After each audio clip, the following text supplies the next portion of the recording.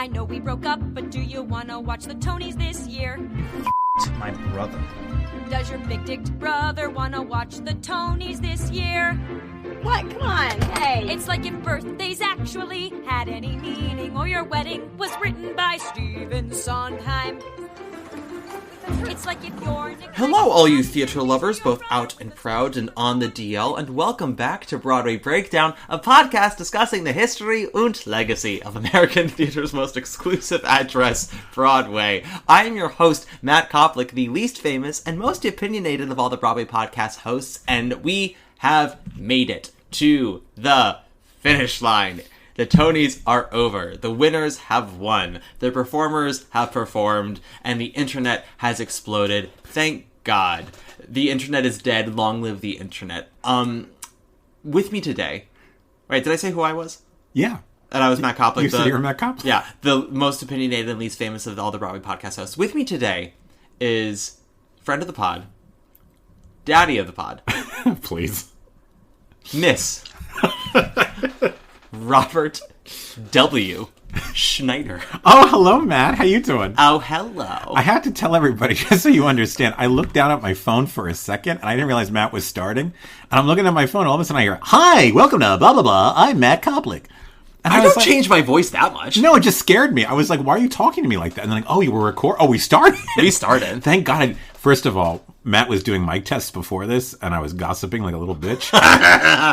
And I wish I had known, because I was saying some not nice things, and now they're on the air forever. You were saying some not nice things about somebody who isn't real. It's fine. It wasn't actual tea. It was someone we both know. Like it wasn't tea. We weren't talking about like a Broadway actor tea. We were talking about someone we both kind of knew, and just and just speaking about an experience. I diminished them in a way I should not have diminished them, and I'm sorry. No, but it was a person who had been mean to me, so that's why you were doing that. So I did it. So I did a good thing. I did a mitzvah. You were being a friend, not knowing that I was doing a mic test. So all that matters is that there's like 20 seconds out there. You wouldn't even know who this person is. Great. At my funeral, just play those 20 seconds. It's the end of Rob's like little bitchy moment. But Rob, enough of that. Sorry. Enough of that. What are we talking about today? Today we're talking about the 2025 Tony Awards. As well as the 24-25 season, or just the Tony Awards? I think it all... I'm sorry, I should have been more prepared. I think they're all flowers in the attic. I love that movie. Of course you do. That was a good movie. It was a hot movie. Louise Fletcher? She's the grandma. Oh, my God. But you know what none of this has anything to do with? The Tony Awards. The 2025 Tony Awards. What do you want to know? Well, so I watched it. You watched it. Well, so Rob and I were supposed to be at the same party to watch it. Sorry. It's fine. Rob had a leak in his apartment that he had to get fixed, so he had to watch it separately. But we watched it on a different... And my super was not interested in my thoughts or opinions. No, but, we... Well, this means meat. This means meat. What is the operation? What is the operation? Who has operation? Yeah. I cut you open now. Who has curves? No subletter. No matter what. No. Do you like the roommate? No roommate. Subletter. That's all he kept saying. Yeah. That's it. Anyway, so first of all, yes, sir. Actually, Rob, what is it? Do you have a year at the Tonys that you really like? Whether it's a ceremony or like a slew of like a year, 1986. That's the Mystery of Edwin Drood. Mystery of Edwin Drood. What made that a good year? Honestly, yeah. When I was 3 years old, in 72. You fucking asshole. When I was 3 years old, my family watched it, and they filmed it. And there's literally video footage of me wearing like a Chorus Line T-shirt at 3 years old, watching the 1986 Tony Awards. And one of the things that's like a big deal for me, honestly, is like I'm doing something at 54 Below soon, and Rupert Holmes is in it. And Rupert won Best Score and Best Book for Mystery of Edwin Drood. And so there's footage of me like watching him on the television, and now years later, like he sent me an autographed copy of his book, and to be like, hey, I like working with... I don't know. So that one's very special for me. I do love that. But performance, by the way. Yes. So so that's like the sentimental reason, but also what they did on it, and people forget this, and I thought it was brilliant, is it was the 50th year of the Tonys or the 40th year of the Tonys, I'm sorry, 40th year. And they brought back anyone who had been in one of the best play winners, and they had them like recite one line from each of the plays, like in a montage. Oh, interesting. And it's some people are like, it's very corny. I think it's very moving. But that's sort of theater and Broadway, right? It's like the line between corny and moving. Yeah, and they did a celebration of all the musicals that had won. So like somebody would sing like a lyric from High Button Shoes, and then somebody would sing a lyric from like King and I, and that to me was like my first education of like what musical theater should be, because I was like, oh, I kind of like that song. What's that from? Oh, High Button Shoes. What's High Button Shoes? Yeah. And then I would go and research it. So anyway, the 86 was a big one for me, and I taped every year till 89. So 86, 87, 88, 4 years. 4 years. So you stopped before it got good. Then I recorded 90. Okay. Did not. My parents forgot to hit the DVR. Hit the record for 91. Oh, and no. I picked up again in 96. Okay. No, 95. I picked up at 95 because that was the year Nathan Lane hosted with Gregory Hines and Glenn Close. Yes. And they were fabulous. And Nathan Lane and Gregory Hines did this amazing medley of like songs that women get to sing, and it was fantastic. Oh, I'm sure. Yeah. I've watched it. What's yours? Great. One of my favorite ceremonies is 2000. 2000. Well, I really like Contact. It's the Contact Hero. Yeah. And it's not because I'm like, oh my god, I love Contact. That was the year they did montages. They did video montages of the season, of the designs, and of the score writers. And I thought it was done so well. It was a great way to showcase the whole season. Yeah. Showcase as many shows as possible, and really gave you insight into what goes into making shows. Can I ask you a question? Yes, babe. One of the things that I really loved that they used to do in the 80s that they don't do anymore is they used to show little scenes from the plays, and they would set them up, and I thought they were fantastic. I got what was happening. Like, why have they taken that? Why have they stopped that? Why can't they show a scene from Oh Mary? Why can't they show a scene from Purpose? Two things. Yeah. One, they are hungry for them ratings. And in their mind, plays do not get the ratings. Even though things like Oh Mary broke through to the pop culture zeitgeist this year, and I think a lot of viewers would have killed to have seen 2 minutes of Oh Mary. Oh, God, but yeah. That aside, there's also just not as much time now. Because people always talk about, like, why are all these awards now relegated to the pre-broadcast? Like, they used to be able to fit everything. We actually have more categories now than we used to. Like 86 did not have 86 didn't have orchestrations. Yeah. Revival used to just be revival. It wasn't revival of a musical or play. Yeah. There was no sound categories, 1 or 2, and then the design categories were mixed with the musicals and the plays. So it was just scenic design, costume design, lighting design, boom. So there just were fewer awards to give out, and so there was more time that you could add stuff. And also, we used to have genuinely 4 Best Musical nominees, and revivals didn't usually perform. You are correct. Yeah, you're right. I think revivals didn't really start performing regularly until the Guys and Dolls year. Yeah, was that 92? That was 92. Because I think that was Guys and Dolls and Most Happy Fella. Yeah, and was it 94 when they first started giving the revival? It's Carousel year, right? Yes, it's the Carousel year. 94 was the first year that they split musical and play. Oh, okay. So there used to be a revival category. Then they were like, we got to differentiate. The revival category, I think, began in 77. Or maybe 76. Interesting. But okay. it was like innovative production. And then it became like innovative or reproduction of a show. Yeah, okay. And then I think it eventually just became revival somewhere in the 80s. Okay. And then it became revival of a musical and play separately. But yeah, 2000 is my favorite ceremony. But I mean, like, there were so many other great lineup years. Who hosted in 2000? Was it not Rosie O'Donnell? Was this the year there was no host? Wasn't there like a year there like when there's no host they would bring out like duos? Yeah. Well, Nathan Lane and Matthew Broderick did 01. I think Rosie did 2000. Okay. She did, because she did 98, famously. I don't remember this. I can look it up. I'm pretty sure she was the host in 2000. Well, Matt's looking that up. Yes. Well, we can talk and talk about things. Fresh Direct. Well, so, fuck you. So, wait, I was going to say, watching Matt it on your own. This. No, let's get back to the topic. I was just going to say, Matt's wearing a really cool t-shirt that says Thrilla in Manila between Diana and Camilla. He's wearing his Diana shirt today. So for you that are picturing what Matt's wearing, he's wearing the Diana shirt. People like to picture what I'm not wearing. wearing. Yeah. It was Rosie O'Donnell, and Nathan Lane was like a special guest host. Oh, yes! Yeah. So, yeah, okay. what I was going to ask you was, while we talk about this ceremony, Yeah. you and I watched in very different rooms. Situations. I was at a gathering. You were alone. You pathetic fuck. You were alone. You pathetic old fuck. You were alone. What did you think of the ceremony watching this year? Oh wow! What a question.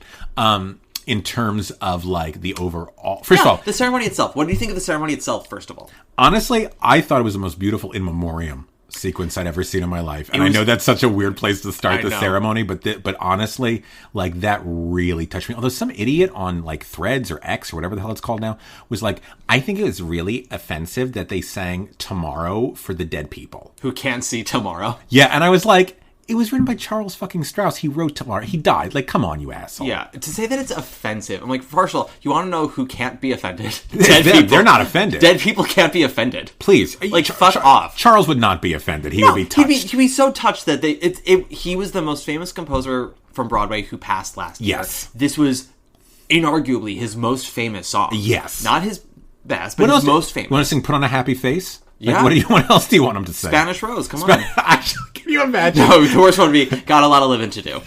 That'd be the worst one to sing. The worst one to do. Shit. Imagine if Cynthia Erivo and Sarah Bareilles came out and they went like, and now we will be singing Rags. This land of freedom we had to run to, and now we're free. Just the black just and like white photos rolling very slowly in the background. It's all just old headshots of Judy Q. We could, which you probably have, which you probably gave to them. It's How like, dare you? This is my collection. Look at this stuff. Isn't it neat? No, sir. It's actually kind of upsetting. Judy Q is taking out a restraining order. More than anything. So anyway, yes, I thought I loved the in memoriam. I know that sounds so weird. No, but I will say I thought it was a very tasteful, beautifully done in memoriam. Yes, and actually tasteful. That's a really nice way I think of describing the entire ceremony. Like everything felt tasteful. There was nothing to me that felt very visceral. Like, there's some performances where I think, like, when you're watching, like, and I'm telling you I'm not going. To me, it was, like, visceral. Michael G. to Grand Hotel, visceral. Carol Interchange, visceral. There really wasn't anything like that for me. Maybe Audra's performance came closest for me. And, friends, Matt's eyes literally just filled with such hate. How dare you? I literally saw your eyes narrow. No! Like, I don't know what my friend is talking about. Stop it! I'm just telling you. What is this? What is this? No, I hate that this has been the season where I have to say over and over again to everybody, like, to remind them. I hate that I have to remind people over and over again how much I love that bitch. Like, I think she's the queen. She's fucking awesome. Yes. But I've had to remind people that I think that when I talk about that, how much this gypsy underwhelmed me. We'll get to Audra's performance in a second.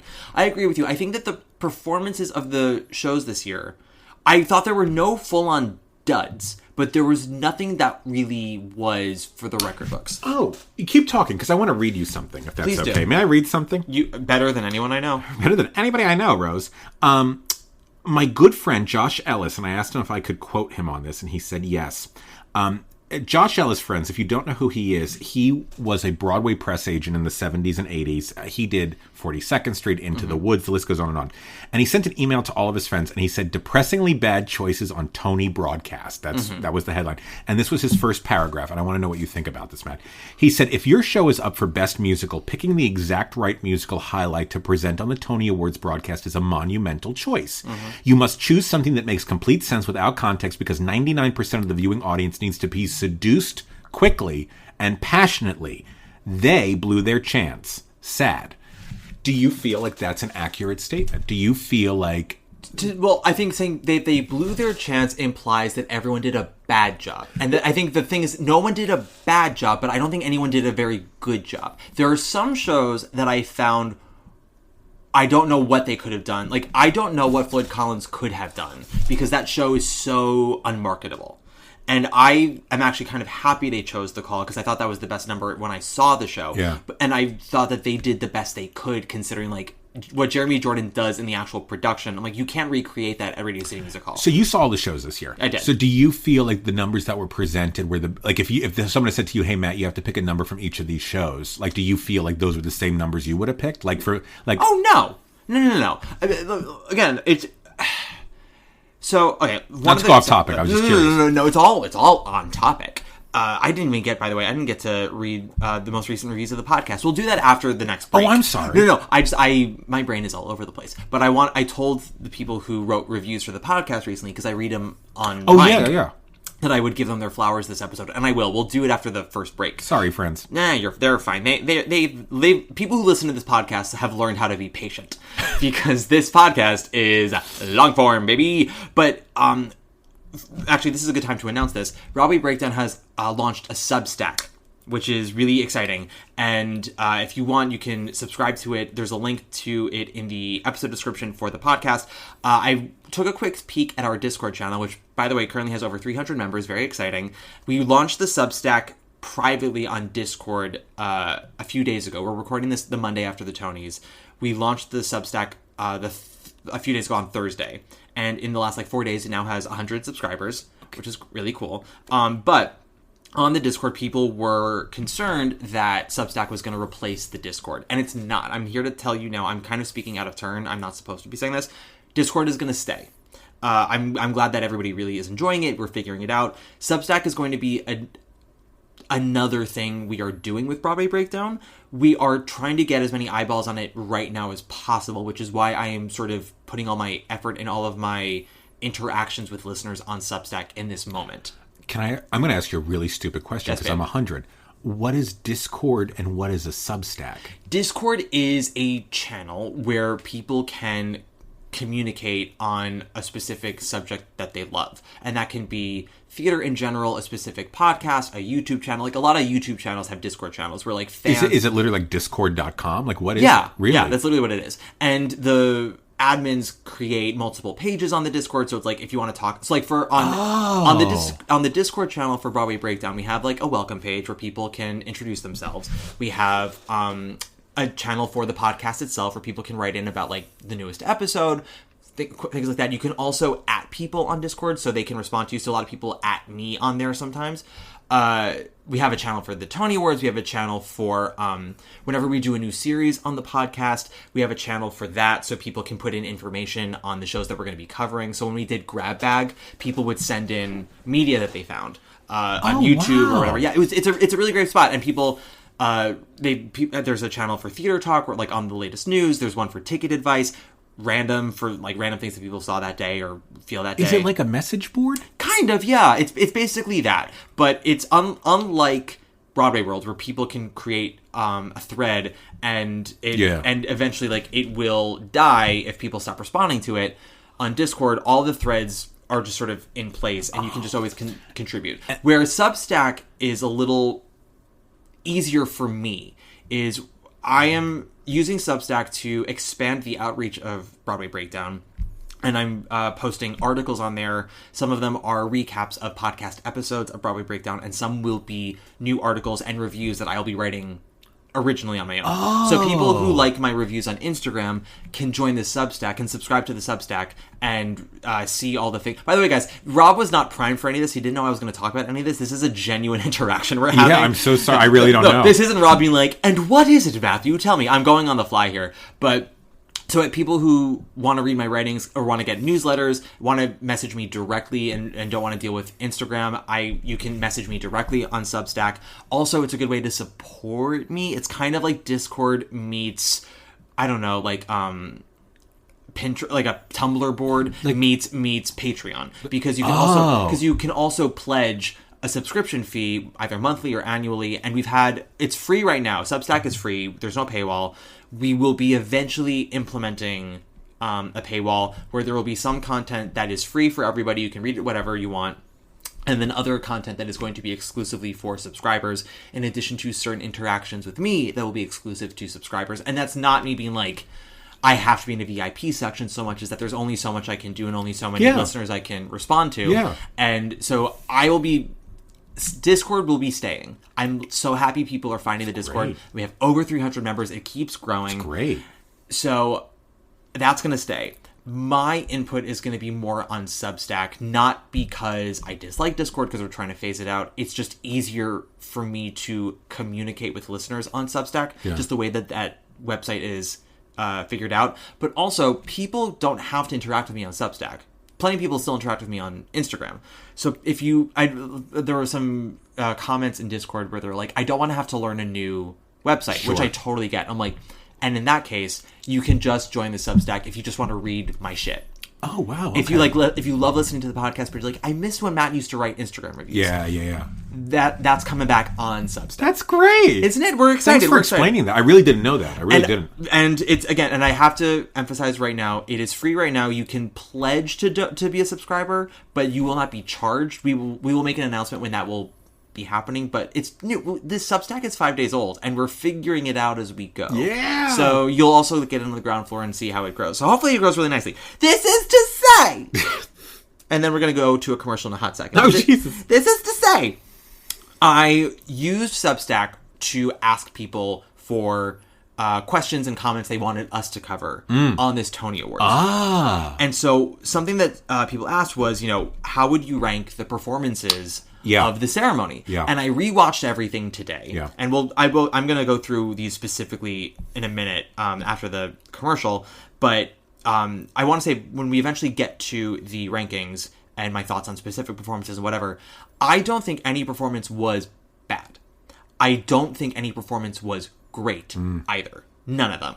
Like middle. Everything was middle? I thought everything was basically middle minus and middle plus. Okay. I thought nobody shat the bed, nobody embarrassed themselves, but nobody that I watched was like, sold 1,000 tickets. Can I ask you a question? Yes, babe. Is there a time where on a Tony broadcast where you're like, oh my God, they did shit the bed? Oh, yeah. Yeah? Oh, yeah. Who? I'm curious. I'm trying to think in the last, Sorry. I don't think anything super recent. Yeah. I think everyone plays a little too safe now to do that. I remember thinking the Tootsie performance was really bad and that, like, they picked the wrong song and the wrong staging. I thought that, I was at the Tonys the year of 2018, and I remember watching the Mean Girls performance and going, "Oh, you guys didn't do a good job." Not the performers, but I thought that they did a bad job creating a medley for that show. Okay. What was another one? I thought that Carousel picked the wrong thing. They picked Blow High, Blow Low. From 2018. Yeah, 2018. I thought that. I thought The Visit kind of shat the bed. Because they've wanted to focus on... Oh my God, I forgot that was nominated. Right? Well, they focused on Cheetah, which was the correct thing to do, but they were like, well, in the show, this is really moving. I'm like, right, we had 85 minutes to build up to this. And so people are watching Cheetah just stand there and going, love, and to love alone. I'm watching going, oh, no one understands what's happening. Can I tell you my visit story very quickly? Is it a brief visit? It's a brief visit. How dare you. When I went to go see the visit, I got my seat and I was up in the balcony.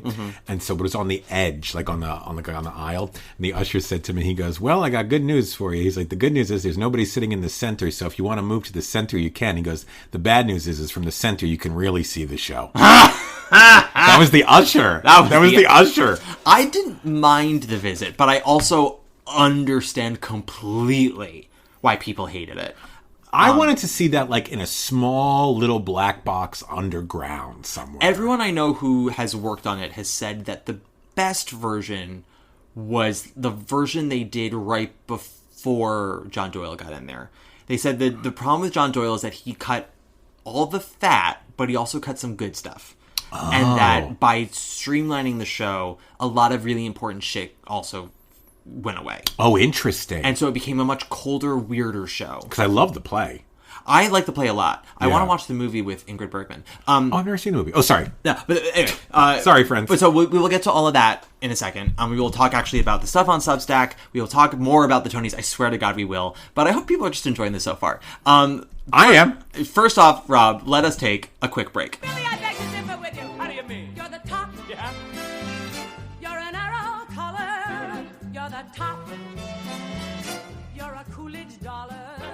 You're the nimble tread of the feet of Fred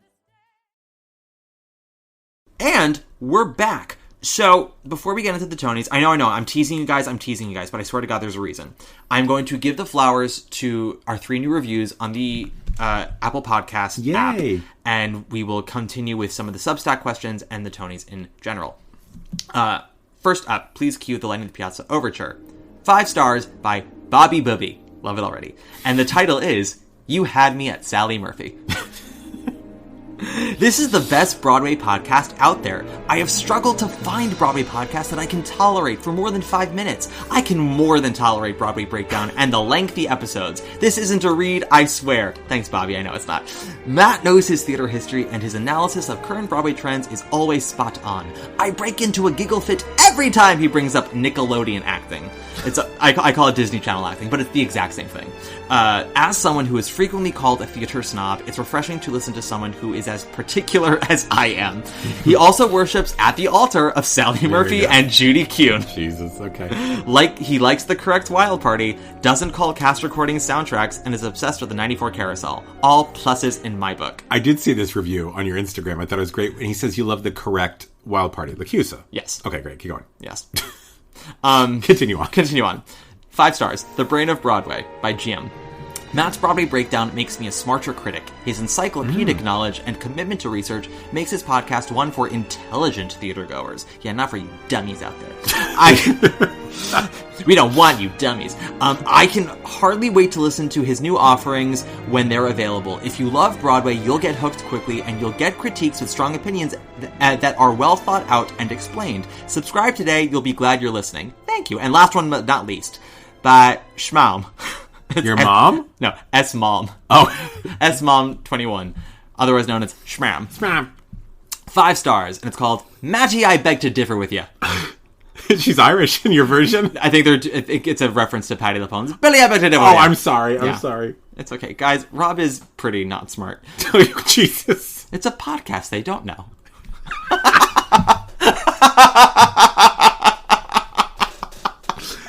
That got me. Okay, keep going. Sorry.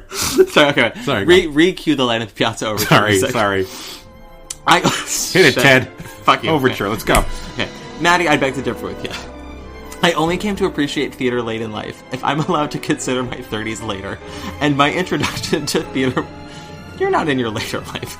And my introduction to theater was predominantly shows and revivals produced in the 20-teens and onward. The encyclopedic Broadway knowledge that Matt delivers, encyclopedic, everyone keeps calling me that, in every episode of the podcast sends me down numerous Google rabbit holes, which has consequently expanded my own Broadway knowledge far beyond the years that I've been an audience member. His ability to rattle off a choreographer or sound designer from an obscure musical revival that occurred decades ago never fails to impress. It is very impressive. I hate it. For myself. It's impressive. Yes, until you're trying to go on a date with Jonathan Groff, and he goes, "I'm sorry, my best friend Leah Michelle is coming in, and we just don't have time for this." Okay, well... I'm kidding, I wouldn't go on a date with him. His reviews are not only thoughtful and nuanced amidst the humor, he approaches evaluation of theater craft with the same tenacity exhibited by Wayne Newton's plastic surgeon. What? Say that one more time? His reviews are not only thoughtful and nuanced amidst the humor, he approaches evaluation of theater craft with the same tenacity exhibited by Wayne Newton's plastic surgeon. Oh, that's funny. Isn't Wayne Newton... He's had like 900 plastic surgeries. So this plastic surgeon's like, I'm going to do it this time. Wait, you know who I'm thinking of? Okay. What are you thinking of? Wayne Knight played Newman. Yeah, Wayne Knight is different than Wayne Newton. Okay. That's who I was thinking of. So much for so much for encyclopedic knowledge. The work is never done in giant bold letters and exclamation point. I originally wrote an additional paragraph to this review, but if there's one thing I've learned from listening to the show, it's good to not be too precious when it comes to trimming things down. That's funny. Well, that's also me talking about shows, not just my own. I also don't want to upset that one person that thinks the housekeeping section is too long in the event that this gets read. I look forward to making many more ridiculous faces in public places while trying to squash my earbud-induced laughter.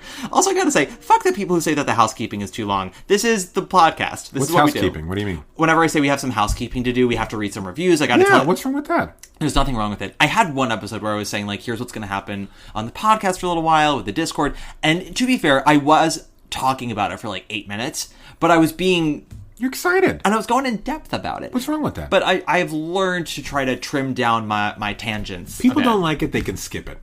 There's a fast forward button. Yeah. Okay, so the first thing on Substack was, I'm still reeling from everything, but would love an overall recap and would love to hear a conversation about why shows like Just in Time and Gypsy were shut out.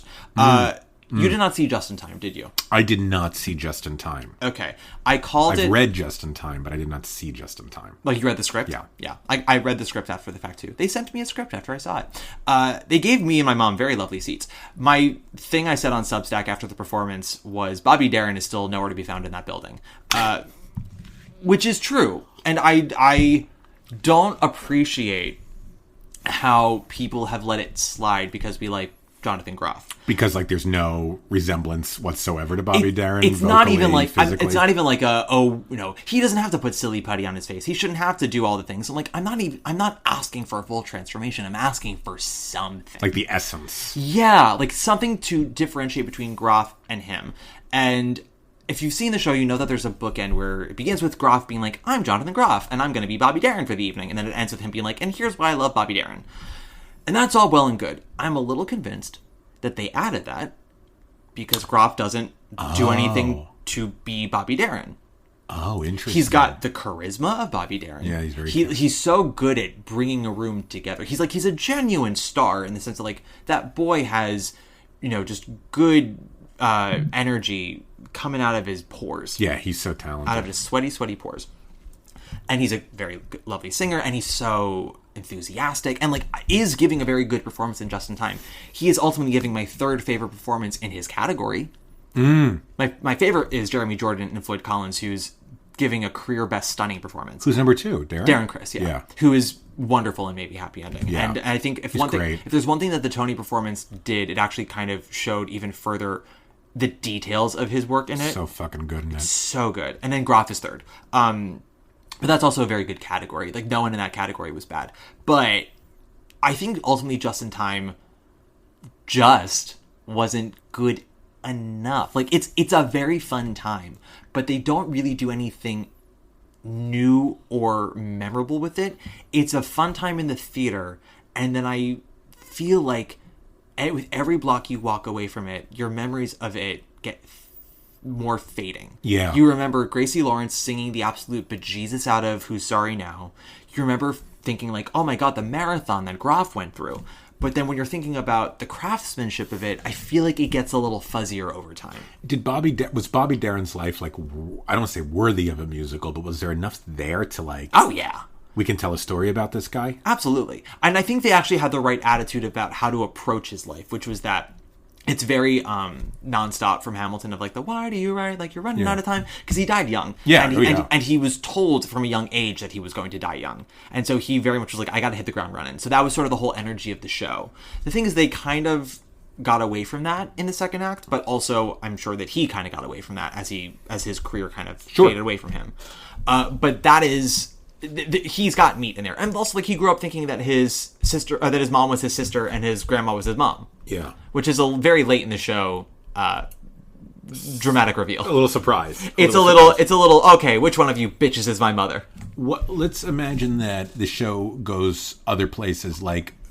Is it a show that you're coming to see the show because it's Jonathan Groff, or is it? Well, no, we could put anybody really in there in the show. It's Jonathan Groff. Yeah, you would have to alter it for other performers.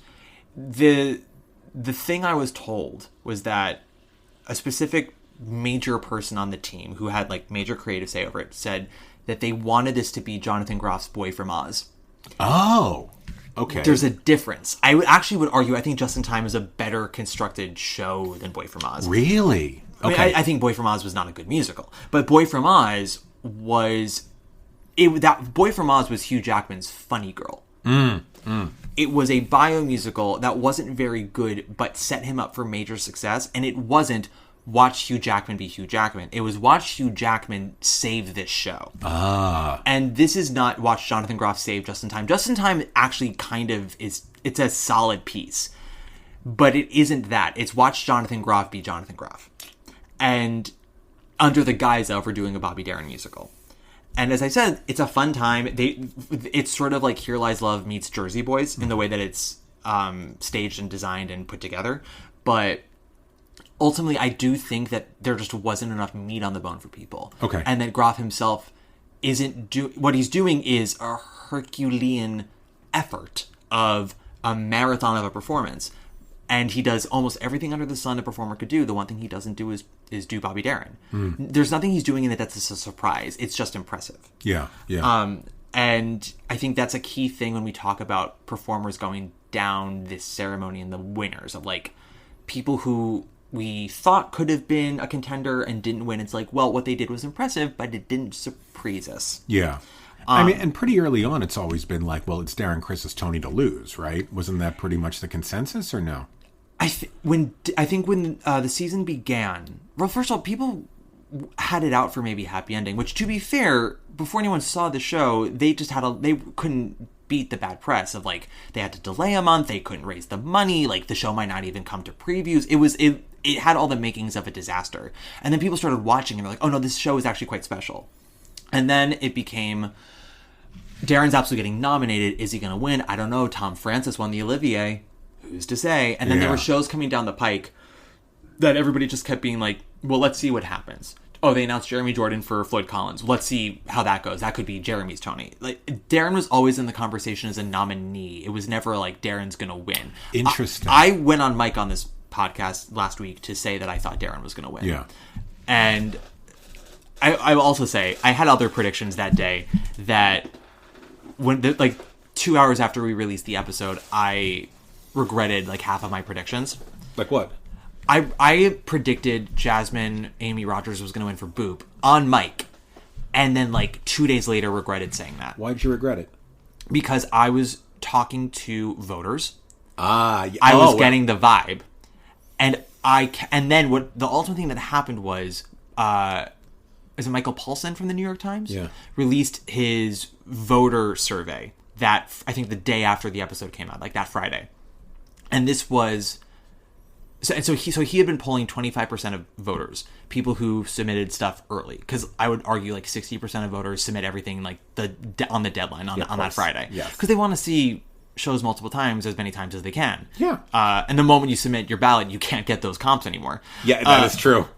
So there are a lot of people who wait till that Friday, and I don't know if you remember this, but a very specific profile came out in the New Yorker. About who? About a woman who won a Tony for playing Rose, and her name's not Tyne Daly. Tyne Daly says Keisha Lewis. Yes, Tyne Daly called Keisha Lewis a bitch. Tyne Daly, what an asshole. And the profiler was like, the world cannot know the things that Tyne Daly said. She's simply too precious. We'll say Patti LuPone said it. Exactly. They'll believe that. Which one did she play on Cagney and Lacey? She was Lacey? She was, oh God, I should know.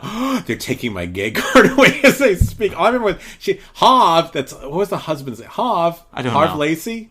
She was Lacey. Okay. Let's just say Tyne Daly was Lacey, and we'll say the profiler was like, the world cannot know what Lacey said about Audra McDonald. Every middle-aged gay man is yelling at me right now because I don't know who's Cagney and who's Lacey. Whatever. They couldn't tell me all the names of the actresses in the original production of Smile. Everyone's gay cards are revoked. But the point is, so that profile comes out, and I said on mic, Rob is still thinking. She was Christine, because the other woman was Mary Beth. So I'm going to say it's Christine Lacey and Mary Beth Cagney. I don't know. Rob, you're fucking useless. Point on the episode with Sam Ekman, I was saying that I had been to two different events, one for maybe Happy Ending, one for Death Becomes Her, and I was talking to voters, and they were saying, "Oh, well, everyone's going to vote for Audra now because of that profile." And I said, "Oh, so are you all voting for Audra?" And they said, "Well, no, but others will." And I was like, if that's how people feel, the last time that mentality was around was everyone thinking, well, Chadwick Boseman's going to win the Oscar. I'm going to vote for Anthony Hopkins because that's who I liked more. And except for one person at the Death Becomes Her party who, for the sake of this story, I later learned that his nationality was not German, but he sounded German. And it's funnier if he's German. And so I'll just say we were in this group talking about it because at every party it became, well, who's your vote for Best Actress? It will be Nicole Scherzinger? No, what it was Nicole, Audra, Jasmine. And then this person goes, well, I'm voting for Megan. Good for him. But it was great. But then I was at another event later when I was talking about it. And I said it so flippantly. And everyone just said, say that again, because it was the cadence and it was the accent. Or I was like, oh yeah, everyone's voting for Audra or Nicole, and a couple are voting for Jasmine, except for one German who said, well, I'm voting for Megan. And At this event, it became the new catchphrase. But I'm voting for Megan. Well, I'm voting for Megan. I'm voting for Megan. That's okay. Great. Well, I'm sorry, Germany. He's from Argentina, but he's actually from Iowa. Well, listen, there are Germans in Argentina. But trust me, I know. My family's been looking for them. I know. Talk about a Vita Peron, am I right? But so, Peron. Your soprano sounds like Charlotte Rae. No, Peron. But so I was saying, people, if people in that first week post the Patty article were the ones submitting their votes while the Audra love was palpable, and Michael Paulson says in his survey it's neck and neck with Audra and Nicole, I was like, if that's how it was in the week when this was hot, yeah, in the week where it's gonna simmer down, it's gonna tilt. Yeah. And that's when I went, oh, it's Nicole. Of course. Well, and I'd said in previous episodes, this is why I should have always stuck with my gut. I'd said in previous episodes, Gypsy's not winning Revival, Sunset is. And I don't think Sunset is a brilliant, perfect Revival. It's the most fun I had of between that and Gypsy. Yeah. But it was clearly going to win. And I just went, I don't know how you vote for Sunset and not for Nicole, and how you don't vote for Gypsy but vote for Audra. Correct. It was one of those things where people were talking about it in theory. Yeah. And I was like, but the moment it's push comes to shove, how do you do that? I just don't understand it. And ultimately that's what happened, was people voted for Sunset. I would have voted for Floyd Collins, but also I would have voted for Jennifer Simard. That said... Not Megan? Not Megan. I very much enjoy Megan. Leave the house now, you twink. But Jennifer Simard does this thing, and listen, I love her, and I think we should always hold our divas accountable. She's great in the show. She's absolutely giving a special performance. There are times when her Helen after the potion voice becomes a little bit of a... How would I describe this? Like a slutty frog on Futurama. Where she's like... Can you be more specific, please? Right. A slutty frog on Futurama. Well, what it is it's I come back to the Let's Run Away Together song on the recording. Yes. And every time she does her, we walk off into the sunset together. Again, just spitballing. And Chris Eber says, okay, you're going to be Chris Eber for me. Okay. I need you to just say Helen. Okay, ready to go. Helen. Right. Oh, that was good. Yeah, she goes, Helen. Right. That was very good. Right. Put that on your special skills. I will. It's her I need to do it earnest. It's that, and I love it. I love it so much. It's so specific to her, but it is a bit of I'm a little slutty frog on the show Futurama. What? Ask her. I dare you to ask her. I will. Where'd you find the voice? And she'll be like, I was watching Futurama, and I said, what if there was a frog on there who could just get plowed from every orifice? Yeah, and that's what I went with. Yep. Thank you. What if there was a frog on Futurama who had a past life on Fire Island and learned all the right things? What a specific visual choice. Right? I'm writing that down. Say it again. Say Helen. Helen. Word. That was good, man. Thank you. Ernest, I want you to know I never blamed you. Madeline pursued you. She's a woman. What were you supposed to do? Oh, it's so nice to hear the dialogue without somebody talking over it. Yeah, right? And then... Yeah, when Rob saw Death Becomes Her, everybody be talking. I also just love... I'm not happy.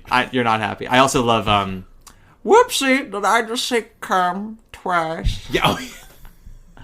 Another! I just can't get cum out of my mouth. I love it. I love it so much. But it is a slutty frog on Futurama. Listen, God love her. God love her. I think it's great. That's why she's a talent alien. So wait a minute. So the question was, why was Just in Time shut out? And why was Gypsy shut out? Why was Gypsy shut out? People don't like this Gypsy. I've been saying this for months on the podcast, and I swear, guys, I'm not trying to take anything down. I didn't hate this Gypsy. I liked parts of it. I was severely underwhelmed by others. When I tell you that I get messages from people in the community, and if there's one thing I should also say as we continue with this, social media isn't real. When people go, well, on Twitter, they're all exploding. On TikTok, everyone's saying this. I love theater fans. I really do. And without them, nothing would be successful. Nothing would have outreach. We are them. We are them. We remain them. But when I tell you that, ultimately, this is I have to give a hard truth here, and I'm going to pivot then with my own self. Social media theater fans are not in the room where it happens. They are online writing a narrative and bullying people into their narrative. And if there's one thing Tony voters hate being told, it's who to vote for. Correct.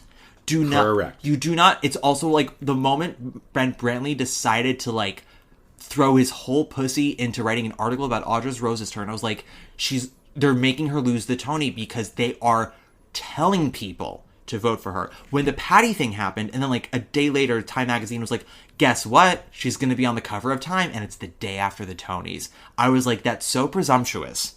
And there are so many voters who are going to hate that. Don't tell me who to vote for. And I'm like, if people just stopped doing that, if they were just like, if the promotion was, hey, she is one of the greatest performers we have right now, and what she is doing is so different for her, and is capturing audiences all over. Like, and let's break down what her rose is. That would be getting voters on her side. It's the smartest thing that maybe Happy Endings team did, was like, they didn't go around going, it would be really important if Hugh Park won, because that would, for Asian representation, he would be the first Asian writer to win for score and book of a musical. I'm like, no. The team of maybe Happy Ending is going around breaking down the show to people, being like, here's what the work we did and why we think the show works. Yeah. And voters go, that's craft, and I'm voting for craft. Yeah. And that is what does it. So that's where I'm being a little harsh with social media fans. I mean, like, I love the enthusiasm. Social media isn't real, and you're not actually there to experience it. Now, also, I'm also not totally there to experience it. I'm sort of there. I'm like, I've got one foot in, one foot out. And when I tell you that I don't take myself as, like, an influencer or as a person who's, like, fully in the community, seriously. I have connections. I have a foot in the door. People know me. But I'm not huge. And there was no greater recognition of that than when I went to the Maybe Happy Ending party afterwards, where I got invited, because, again, I know people. And I got there before my friends got there. I got there an hour after the party started, because I was trying to wait until my friends got there. And there was another 45 minutes till they were there. And you want to know what I did for those 45 minutes, Rob? You sit in the corner? Mm-hmm. Oh. I sat in the corner on my phone, nursing my bourbon, because there was no one I knew. There was no one there who recognized me. And I didn't sit there going, how dare they? I sat there being like, of course they wouldn't. I'm nobody. I'm like nobody plus. You know? I'm not the sex frog on Fire Island that Jen Samard is impersonating. Yes. But I'm also not Jen Samard. That stuff is tricky. Those parties are always yeah, tricky. But then the thing that happened was, like, eventually my friend showed up, and then, we were hanging out, and that led to conversations with other people, where then I did meet people who I did sort of know, or they knew me. But, like, for almost an hour, I'm, like, wandering around just, like, buying time till people I knew were there. And that was a party where everyone else knew each other. I hate it. Parties. Wasn't like I was alone with a lot of other people. Like, everyone was gathered, and I was, like, the wandering orphan. So I'm not saying this to people being like, I'm from on high. I get it. But also I'm sitting here going, like, I don't do this podcast saying that I'm going to bully Tony voters into voting who I want. No, you express your opinion, and you hope somebody goes, oh, I agree with that. What a great way of saying it. Or somebody looks at it and goes, oh, I feel totally opposite. Absolutely. And that's what it should be. It should be. It's art. It's no right or wrong. It's no black or white. Like, but the consistent... Unless it's the opening number of Boop. Then it is black and white. Yeah. But, like, the consistent bullying and... also, here's the other thing, not to be an asshole. I wish, like, before you posted anything about theater, you were required to take a theater business class. Mm-hmm. So that way you're like, before I put this opinion out there, is it actually a valid opinion? Do you know who knows almost nothing about the industry? Who? Theater fans on social media. Do you know who knows absolutely nothing about how the nominating process works, how the voting process works, how running costs work?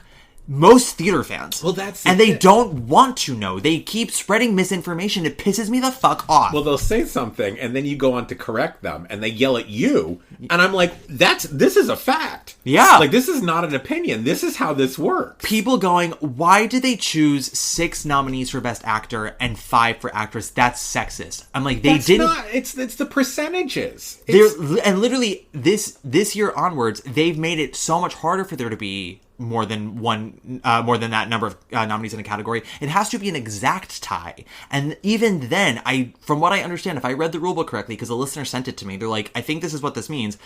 They have to gather again the nominators and vote again. And if there's a tie again, then they will stick to the expanded category. But they're trying really hard not to have that happen. I heard what goes on in those nominating meetings. Well, supposedly it's not about I'm convinced. It's not supposed to be about I'm convincing you to nominate who I want you to nominate. It's supposed to be we're talking about the work. But I'm sure there are that's what it's supposed to. I'm sure there are opinionated people who then bully others. Yes. But that's also why nominators only get 3 years. Yes. Which is good. I know a few people who are going to be nominators this coming year for the first time. It's very exciting. Good for them. Good for them. Vote what you think is the best performance. Yeah. The best director, the best writing. That is what your vote should be. And I was at...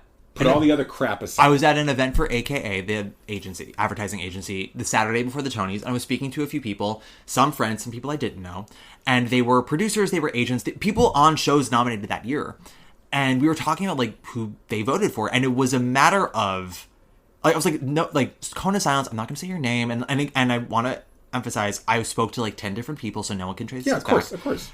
I never like to spill something that only one person told me. I never wanted to get traced back to anybody who didn't sign off on their opinions being told.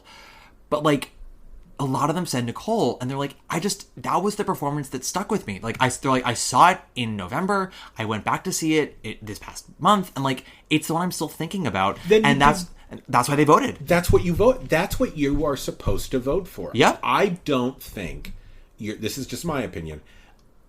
It's the best performance. Not who's the best person. Because, listen, if we had to vote who the best person was, tons of people would not be having awards now. Oh, Radio City Music Hall would have 6 people. Yeah. You and I being 6 of them. you and I both take up 6 seats. Yeah, that's enough. I had a chicken parm for dinner. With your waist and my ego, we take up... We're going to take up a lot of seats, pals. Yeah, Put them in the balcony. A lot of hot air. That's a lot of hot air, kids. But no, my feeling is like, you vote for the art. You vote for that. Yeah. That's your job. But to sit there and then go, well, she said this and he did that, and I know she fucked this person. Yeah. Like, that has nothing to do with it. You know who does vote that way? A lot of times are the Oscars. Yes. There is a narrative that Eddie Murphy would have won the Oscar for Dreamgirls, but he spent 30 years pissing off everybody. Yeah. And everyone was like, I'm not going to vote for that man. It's the same when Jim Carrey was not nominated for The Truman Show. Yeah. Because people were like, I'm so fucking sick of this guy campaigning for an award. We're not going to give it to him. Yeah. So, yeah, that stuff, I remember that. Yeah. And again, people don't like to be told who to vote for. Don't tell me. And when you lean with like, well, this is the important choice. This is the one that's going to hate that. They hate that. Hate it. Don't tell me what's important. Yeah. I tell you what's important. Well, and this is actually the double-edged sword of that, because the other thing, and I talked about this on the podcast last week, I still predicted O'Mary at the time. And then on Saturday, I went, oh shit, Purpose is winning. Yeah.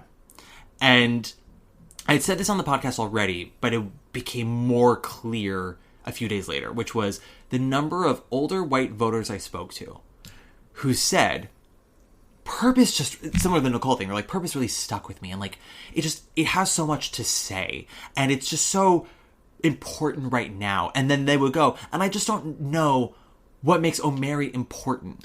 What makes O'Mary important? In this time when there are drag bands? Okay, I'll tell you what makes O'Mary important. You liked it. Yeah. You laughed.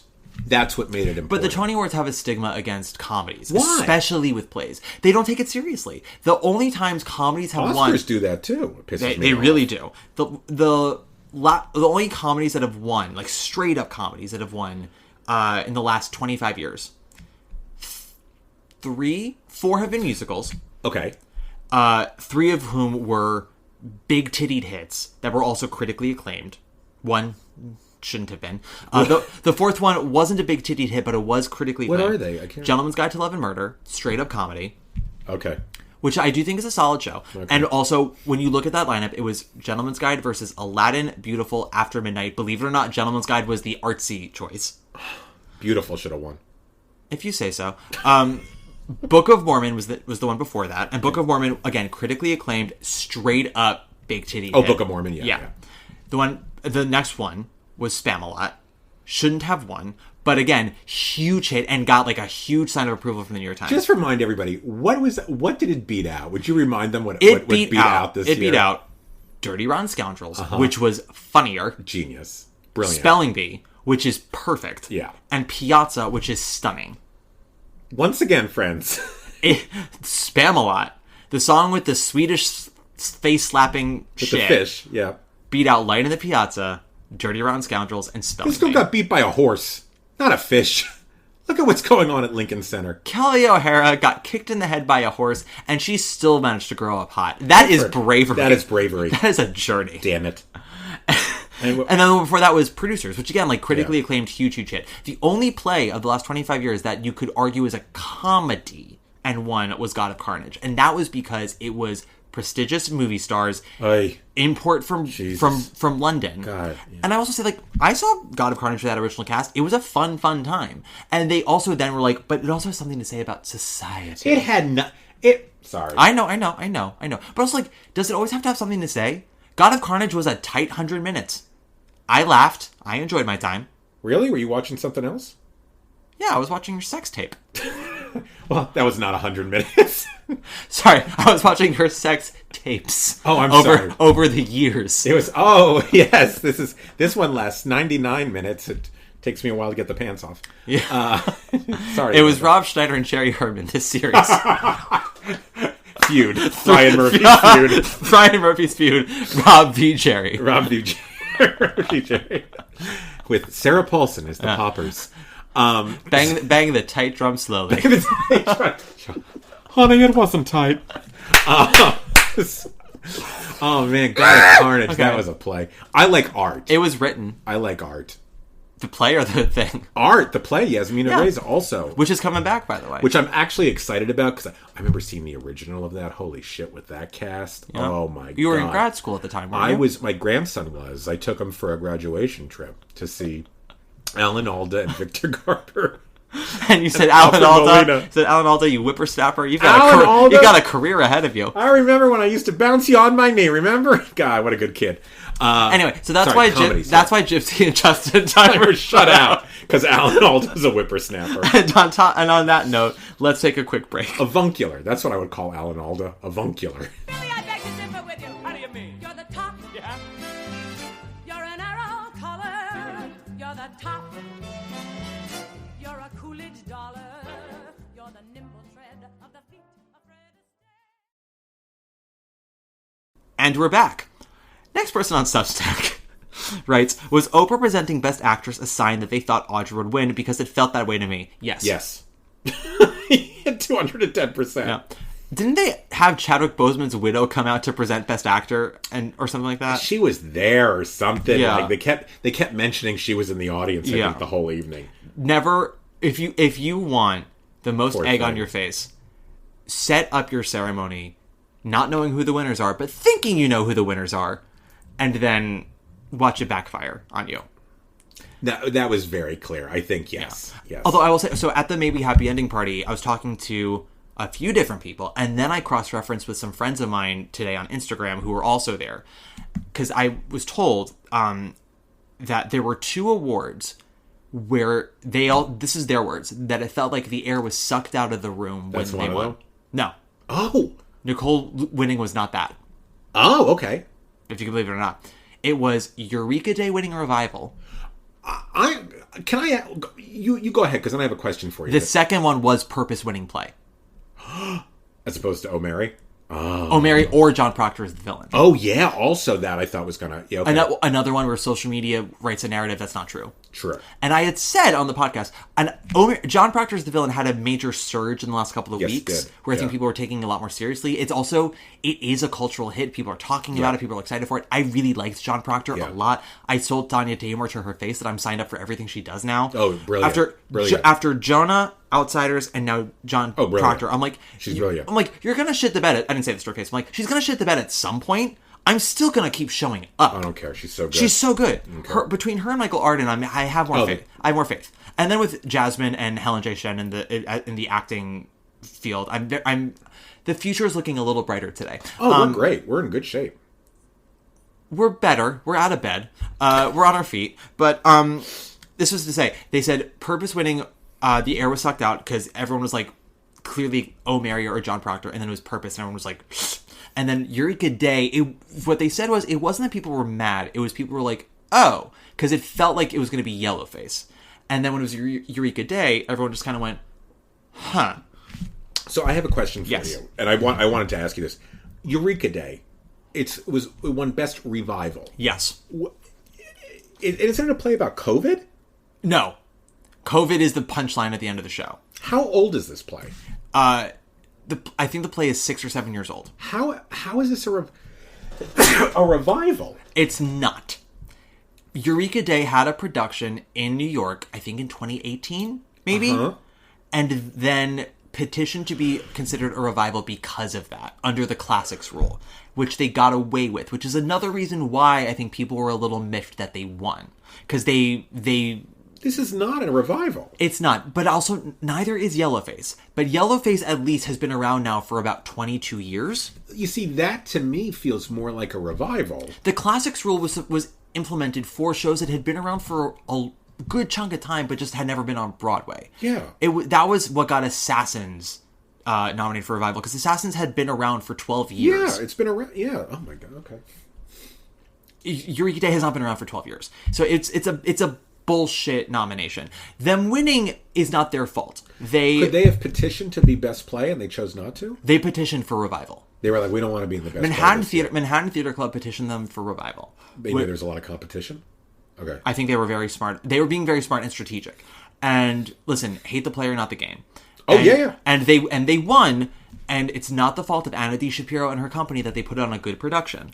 But it's a little bit of a bullshit win for a lot of people. Yeah. Nicole winning was not apparently one of those moments. Nicole winning actually, from what I understand, was a genuine, people were very excited she won. Internet was less excited. Cola Scola was a little less excited. I saw.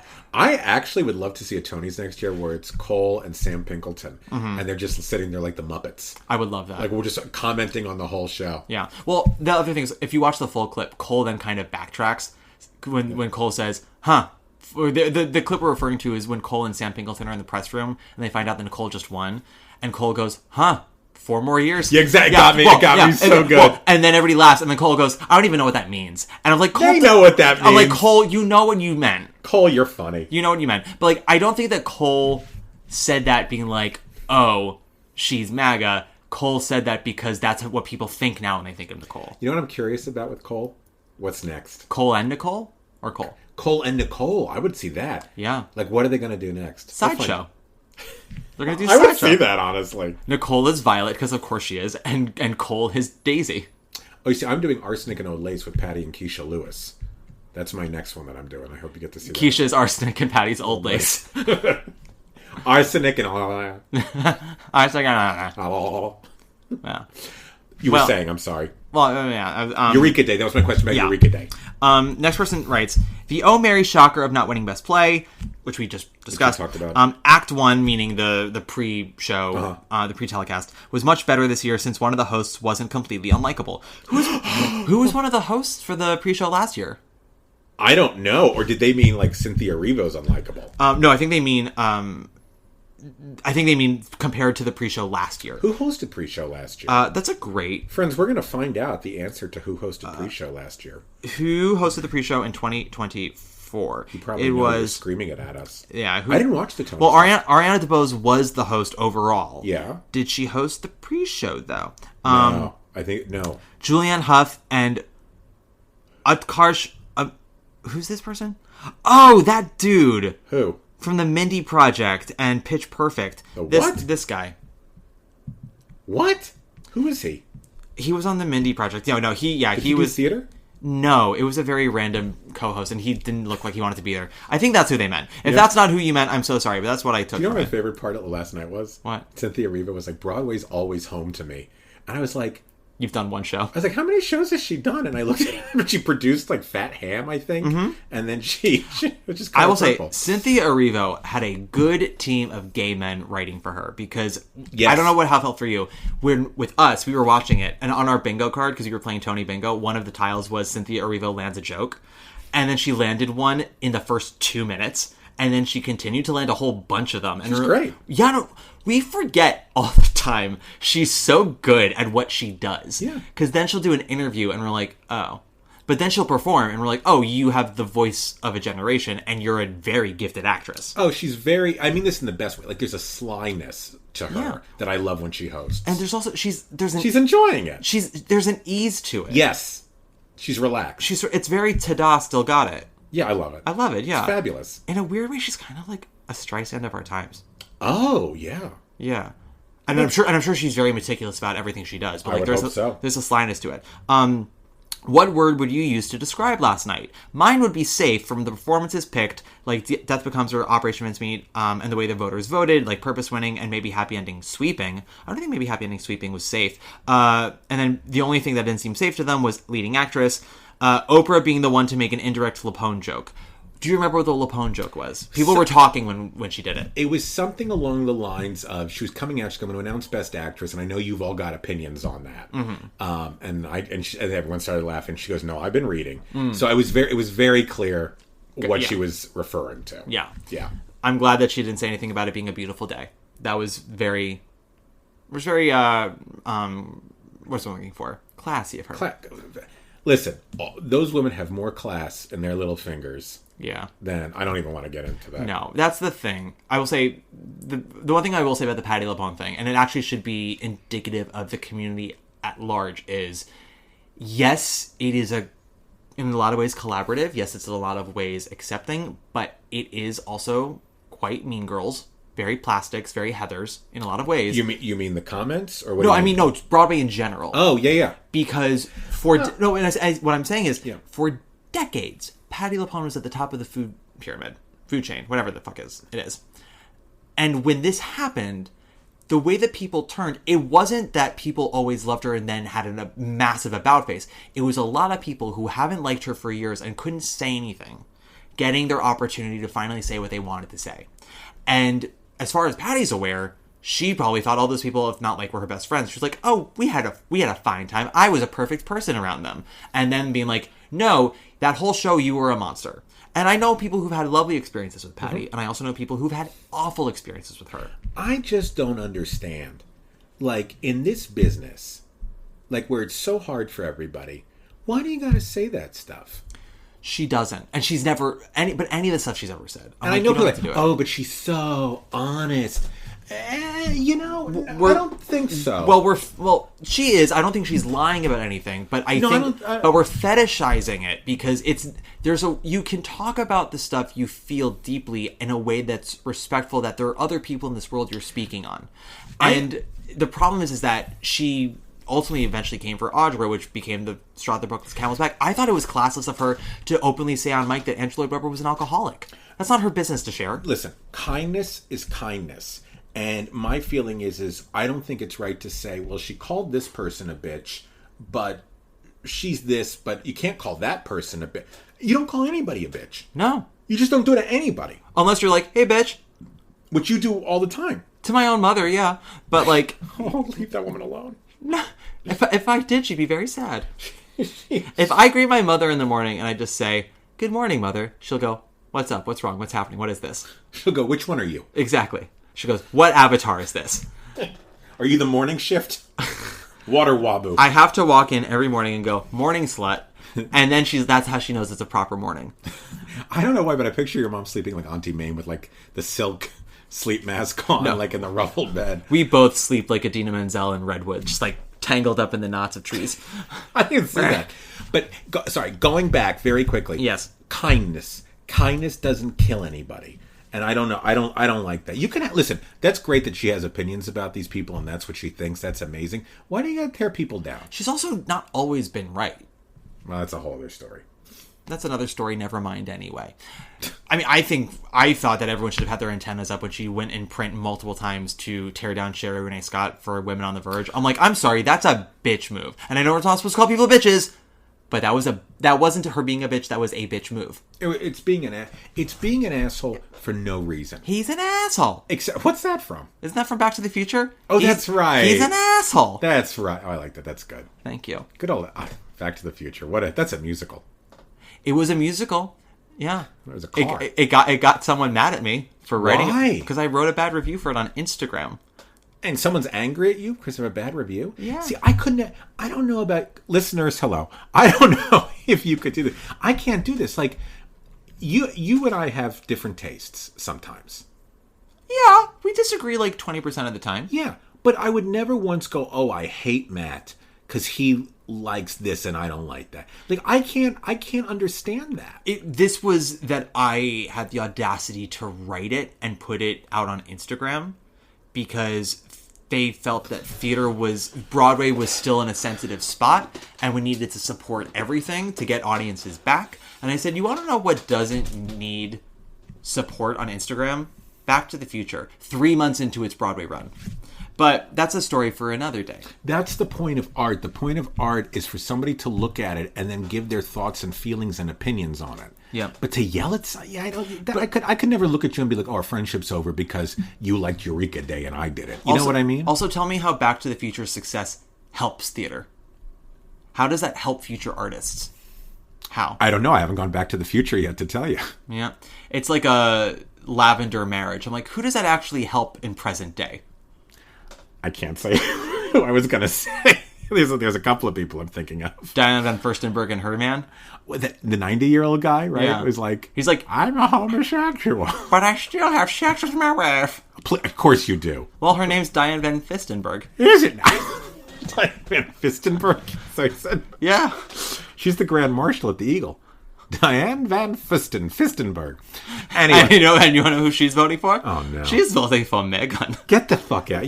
No, stop. Okay, so yes, that was a joke Oprah made. Yes, about that, yeah. As Best Actress. Great. People were talking at my party, so we didn't hear it. Then it said, talked to I'll my be that party, person. I'm upset they didn't parody the Sunset Walk. I thought Cynthia's opening before the actual song, that felt a bit like it was parodying the beginning of Sunset. Oh, yeah. When he's walking through all the backstage. I get that. That's what I got. Especially, it even started with her looking at there was TV no screen. outside, but that's okay. Yeah. My favorite part of the whole night was the camera person accidentally giving Jennifer Samard the spotlight when Nicole won. Sure. I don't remember that. I don't remember that. I didn't think the ceremony was safe. I thought the ceremony was actually kind of, I wouldn't say classy, but I thought it was very tasteful. Yes, it was very well done. It was very polished. Like I said, nothing to me except Audra's number felt like that visceral charge. We'll get to that. But that was just me. I would also love a discussion as to why maybe Happy Ending still swept the major awards they were nominated for, despite it being such a strong season. Made complete sense to me, but seeing a lot of disappointment from people who thought something else would get score or book. Right. Like what? Well, here's the thing.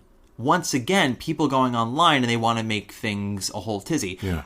I'm going to say this was a pretty solid season. Oh, God, yes. But when it comes to this year for musicals, it was an improvement for me from last year, major improvement. Oh, yeah. I don't think all 5 nominees were across the board stellar, like where anyone could win book. Like correct. That is correct. I've been very open on this pod that Operation Mincemeat doesn't work for me. Yeah. I would not give them Best Book. Yeah. I enjoyed Buena Vista Social Club, but I have said that script is held together by Scotch tape, which leaves Dead Outlaw, Death Becomes Her, and maybe Happy Ending. Dead Outlaw, I think, is a smart show that ultimately has too much weirdness and slow passages, I think, for it to win. And Death Becomes Her, I actually think, does a really good job with material that I don't, with the IP that I don't love. Correct. But ultimately, I also think that, like, Death Becomes Her, it's not, while my tune has improved on it, I still don't think it's quite tight enough. I don't think it goes quite far enough. It does it far better than a lot of other shows have, and I'm going to give them those flowers. But it also doesn't quite get there to be like undeniable for a Best Musical, Best Book. Whereas maybe Happy Ending ultimately was just the best of the lot. It was. I think honestly just down the ballot. Is the libretto a libretto that we watch the show and go, oh my god, the cleverness, the crazy twist? No, but everything supports each other in the way that a good musical is supposed to. It's really well structured. I think, with really charming. And the songs come in when they're supposed to. Everything just blends together, again, in a way that a musical is supposed to. Yes. And I think the score is beautiful. People are like, oh, well, you know, they all sound the same. I'm like, what are you talking about? Who said they sound the same? People online. What, like the book, the dialogue? People want a Mean Girls score where every song has a new personality. And I'm like, okay, maybe you love Whiplash, but I don't love sex that rocks me up against the bedroom wall. I need to sometimes stay on the ground for a second. Is that from Mean Girls, or are you just telling me that in general? I'm just talking in general. Okay, folks, Matt made really like hard eye contact with that, and now I'm uncomfortable. Is there an HR person There's for this nothing podcast? hard. There's nothing hard about me. Except my arteries. Except my arteries. Except my arteries. My cold, cold heart. But no, I agree with you. And also, friends, maybe Happy Ending. It's totally original. Yeah, it's totally original, and I think it's marvelous. And voters, I will say, you flash that little original carrot in front of them, and they really like that. I would say voters do fetishize original. They do, but. Mincemeat Outlaw is original as they are true stories. They're both based on true stories. Maybe Happy Ending, Buena Vista's a documentary, and maybe Death Becomes Her is a movie. Yeah, but also, that aside, you look at just the craft of it, and I'm sorry, I just think it's undeniable. I called pretty early on that it was going to get musical, book, score, director, and actor. And you did beautifully. Yeah, and scenic design. I think I said maybe sound too, but I might have. Why didn't she get a nomination? The moment Death Becomes Her was a lock for Best Musical, I knew Helen J. Shen was not getting in. But why not? Because Jennifer and Megan were both going to get in, and that knocked Helen out. Really? Yeah. I think Helen's performance is so intimate. And she gets one, like, big powerhouse number, which is, like, the What I Learned from Humans or whatever. But overall, like, because the show is so delicate, there's always a vulnerable nomination somewhere. And I think hers was the most. Yeah. And I would listen to a lot of people say, like, well, now Darren's not going to win because people are going to be so mad about Helen. I'm like, actually, no. This actually kind of improves it because he becomes the focus now. He becomes the factor. Yeah. And everywhere he went, there she was. Yep. And it very much became, like, if you're mad that Helen's not nominated, vote for Darren. Yep. Because this is a vote for the both of them. Correct. I agree. And her performance is gorgeous, and I told her so. And she's 25, 24. She's going to have a big career. She's above her making her Broadway debut above the title and the Best Musical winner. Like, girl is on a good path. Great. Doesn't matter. No, she's very special. That's the other thing. At the end of the day, what do the awards really mean? Yeah, but also, like, when people say, "Oh, it's boring that it swept," I'm like, "Is it boring that it swept? How is that boring that it swept? Was it boring that a chorus line swept in '76? Is it boring that I don't know, Fun Home got the quintuple crown in 2015? Like, people want more things to complain about. And I think people want drama, and we got a couple of, like, weird, interesting wins, but I think with maybe Happy Ending, it's just like, I don't want a dramatic win if it's not the right winner. Mm-hmm. And I'm sorry, but, like, I do think maybe Happy Ending is the best musical of the season. It's fabulous. And if it's the best musical of the season, why wouldn't you then vote for the material as well? Correct. It doesn't admit, it's not just a title you're voting for. It's not that Michael did not spin magic out of dog shit. He took what was already good and made it better. Correct. Which is why he should still win, in addition to his beautiful imagery and stuff, and the details of the acting work with his cast. Beautiful. But, like, the material's strong. Yeah. It's good material. Yeah. I'm like, why?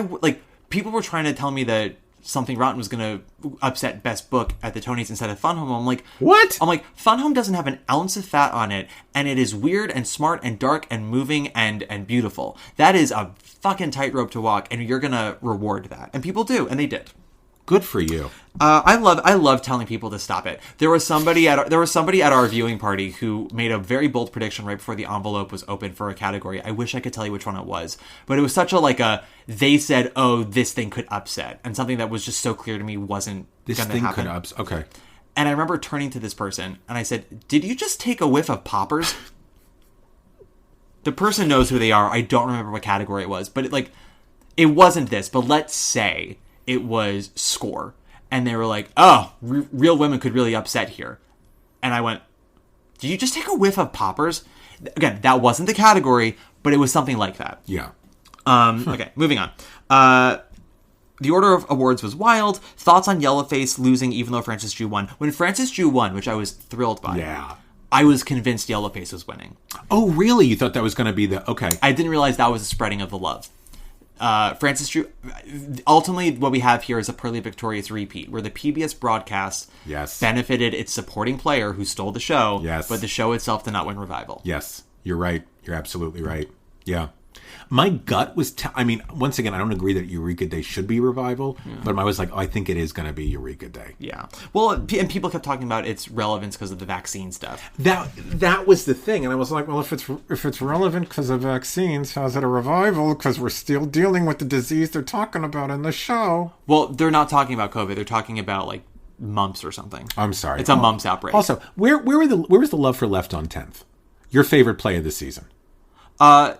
So it was called Left on 10th. And the love for it was left on 10th. On 10th. That's where it was. Matt Koplik said his life was changed after seeing Left on 10th. Yep, I wanted to take it away after that. With Juliana Margulies and Peter Gallagher's eyebrows. Yeah, and honestly, Peter Gallagher could still get it. Oh, 120%. I thought you were about to say 120 years old. I don't care how old he is. If I look half as good as Peter Gallagher when I'm half his age, which will be in 2 days, I will be thrilled. He's still sexy. Of course he's still sexy. Gorgeous. Yeah, gorgeous. He's good for him. Are Daddy Schneider and Daddy Sondheim related, or do they just share similar formal titles? You and Stephen Sondheim. We both call you Daddy. What do you mean you call me Daddy? I just called you Daddy of the pod, Rob Schneider. Oh my! Is that how you always refer to me? Sometimes. Oh, that's really sweet. It's been a more recent occurrence, but it just kind of came out of my mouth. God, it used to be so hot when I wasn't daddy age, and now that I'm daddy age, it makes me really sad. Lean into it. Really? Yeah. I can't lean with my hip. That's what makes you daddy. That makes you daddy. What did he say? Is Daddy Sondheim and Daddy Schneider related? Yeah. Oh, God, no. We shared a basement once. That's what I'm saying. You were at the same party. We were at a couple of parties together. We shared Jerry Herman. Mm-hmm. You can see it on Feud. You broke a couple of arms together. God. Was this year the first Grindr reference at a Tony's looking for grand historic firsts? I mean, every time Moulin Rouge won a Tony in that ghastly COVID year, that was a Grindr reference as far as I'm concerned. I forgot about that year. That was something. Yeah, that was something. That was the year that Aaron Tveit won in an all-white suit. I also love it when the person announcing was, please welcome Tony Award winner Aaron Tveit. Was the announcement like, he won a Tony Award?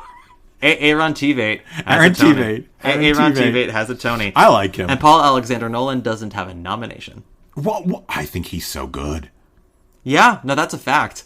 I think Paul Alexander Nolan That's not something that you think. That's just something that is. Paul Alexander Nolan is so good. He never got a nomination? No. He's had the misfortune to be in a couple of duds. So but he's always the best or second best thing in everything. Oh, he's so good. The only time he was the second best thing was Bright Star, and that's because Carmen Cusack was on stage. Oh my God, I love Bright Star. That was the same year as Hamilton, right? It was. Oh. Yeah, no, that was the first time I realized that you and I were going to have words someday. Why? Because I was at your home with another friend of ours, Brian, and Bright Star came up. And you're like, oh, I love Bright Star. And then I think Brian just like went on this tirade about how the lyrics of Bright Star are actually really good. And I had to let him speak, and he finished. And I thought, okay, Mr. Smith, you can get out of Washington now. Yeah. Oh, wow. Mr. Deeds, you are not allowed in town. Really? Mrs. Miniver, this is not your... You don't like the show? No, I don't. I love the music. You like the music? I think the score? I think the composition? The compositions, I think, are great. I thought Carmen was stunning. Yeah. I thought the transition of her from 45 to 18 was gorgeous. Yeah. I thought Paul was lovely, and they had wonderful chemistry, and everyone else showed up. Wow. Okay. And I'm not mad about saying that. You don't have to be mad about saying it, especially in a year where we had Shuffle Along, which brought all the piss. I'm like, you don't get to tell me that Bright Star with its all-white cast, which I'm not that person usually, but I'm like, I remember that was a big thing that their casting notice was like whites only. Is that what it's... Oh, get out. Well, it's like the breakdown for every role was like Caucasian, Caucasian, Caucasian, and their argument was like, well, this is like 1950s Alabama. Oh my God, friends, as soon as they start bursting into song, we're not in a reality. As soon as Michael Mulheron, is that who it was? A man's gotta do what a man's gotta do. As soon as he threw that fucking doctor's bag up in the air, and it flew in slow-mo, and I thought to myself, Self, that baby's gonna live. Self. I thought to myself, Self, that baby's gonna live. That baby's gonna live. Friends, I need a t-shirt that says, Friends, I thought to myself, Self, that baby's gonna live. Yeah. Not since Vera Drake have I thought that. That's a deep cut. Wow. Michael Mulhern was up for Vera Drake. Wait, Michael Mulhern didn't play Vera Drake? No, I don't think so. I could be wrong. Oh my God. Wow, I didn't know. That was Imelda Staunton, but fun fact, that wasn't Imelda Staunton in Gypsy. That was Michael Mulhern. Wasn't he great, kids? Wasn't he so I love good? it when Gollum is Madame Rose. How dare you?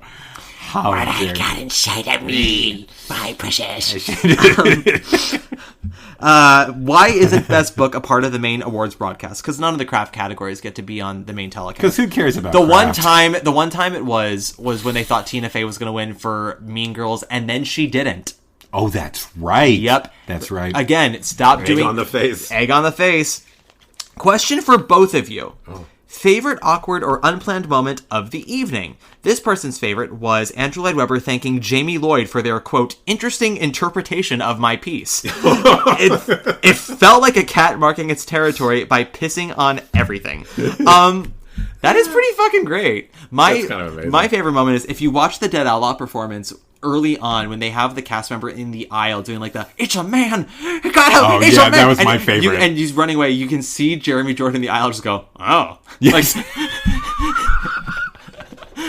That was a choice to have that poor actor in the aisle. Yeah. Well, and I will say in the show, I remember it was effective. It was so effective. I understood why they did the aisle thing. They wanted to like I get it. It was totally it's fine. I don't think they needed to do it. They should have kept it on stage, but whatever. But like the problem is when you have that actor who's doing it exactly as he does it in the theater and it's effective, but like the rest of the audience hasn't seen the show. They don't know what the hell's happening. So you have cameras on not only the actor but the audience. So you see Jeremy Jordan as this guy says it and like runs off going, "It's a man!" Jeremy Jordan just going, "Oh. Oh, well." Like it wasn't a yikes face. It was like a, oh.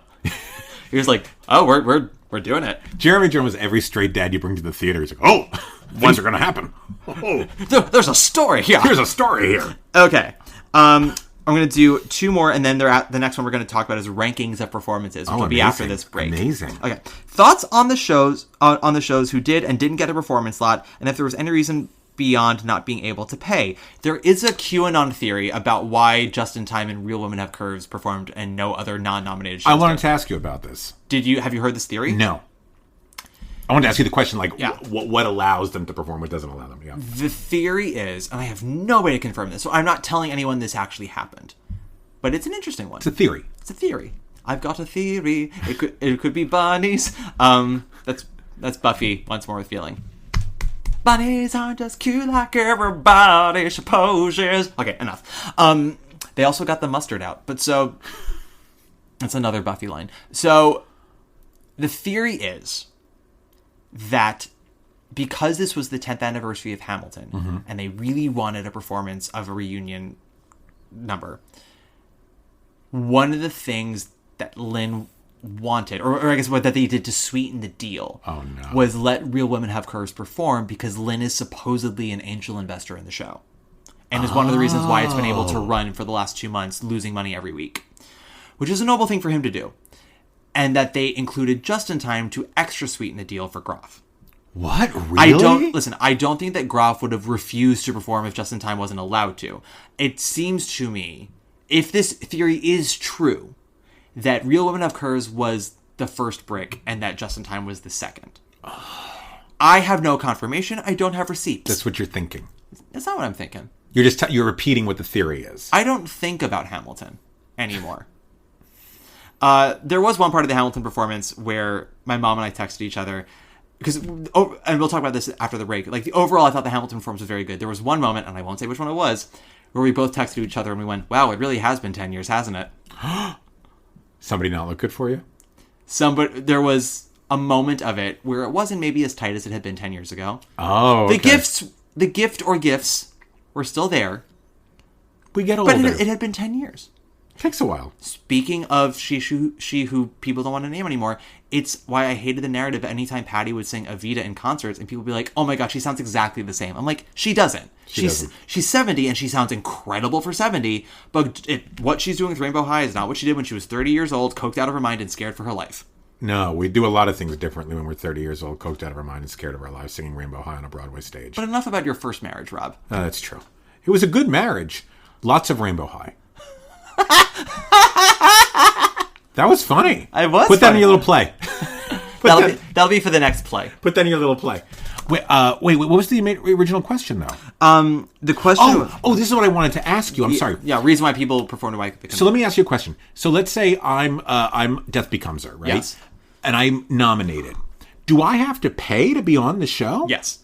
So if I got a nomination, I could be like, well, I don't want to pay for it, so don't play a clip for my show. Don't do a clip for my show. I think you can play a clip, but like that's why. But I'm paying for this. Well, that's why, for example, I think Big River did like a minute filmed montage because they didn't want to pay to perform because the show had been closed and they weren't going to win. So, stupid question. So let's say you're something like Real Women Have Curves where you're not nominated for Best Musical. Yeah. Not only do you still have to pay to get on, obviously, but then like.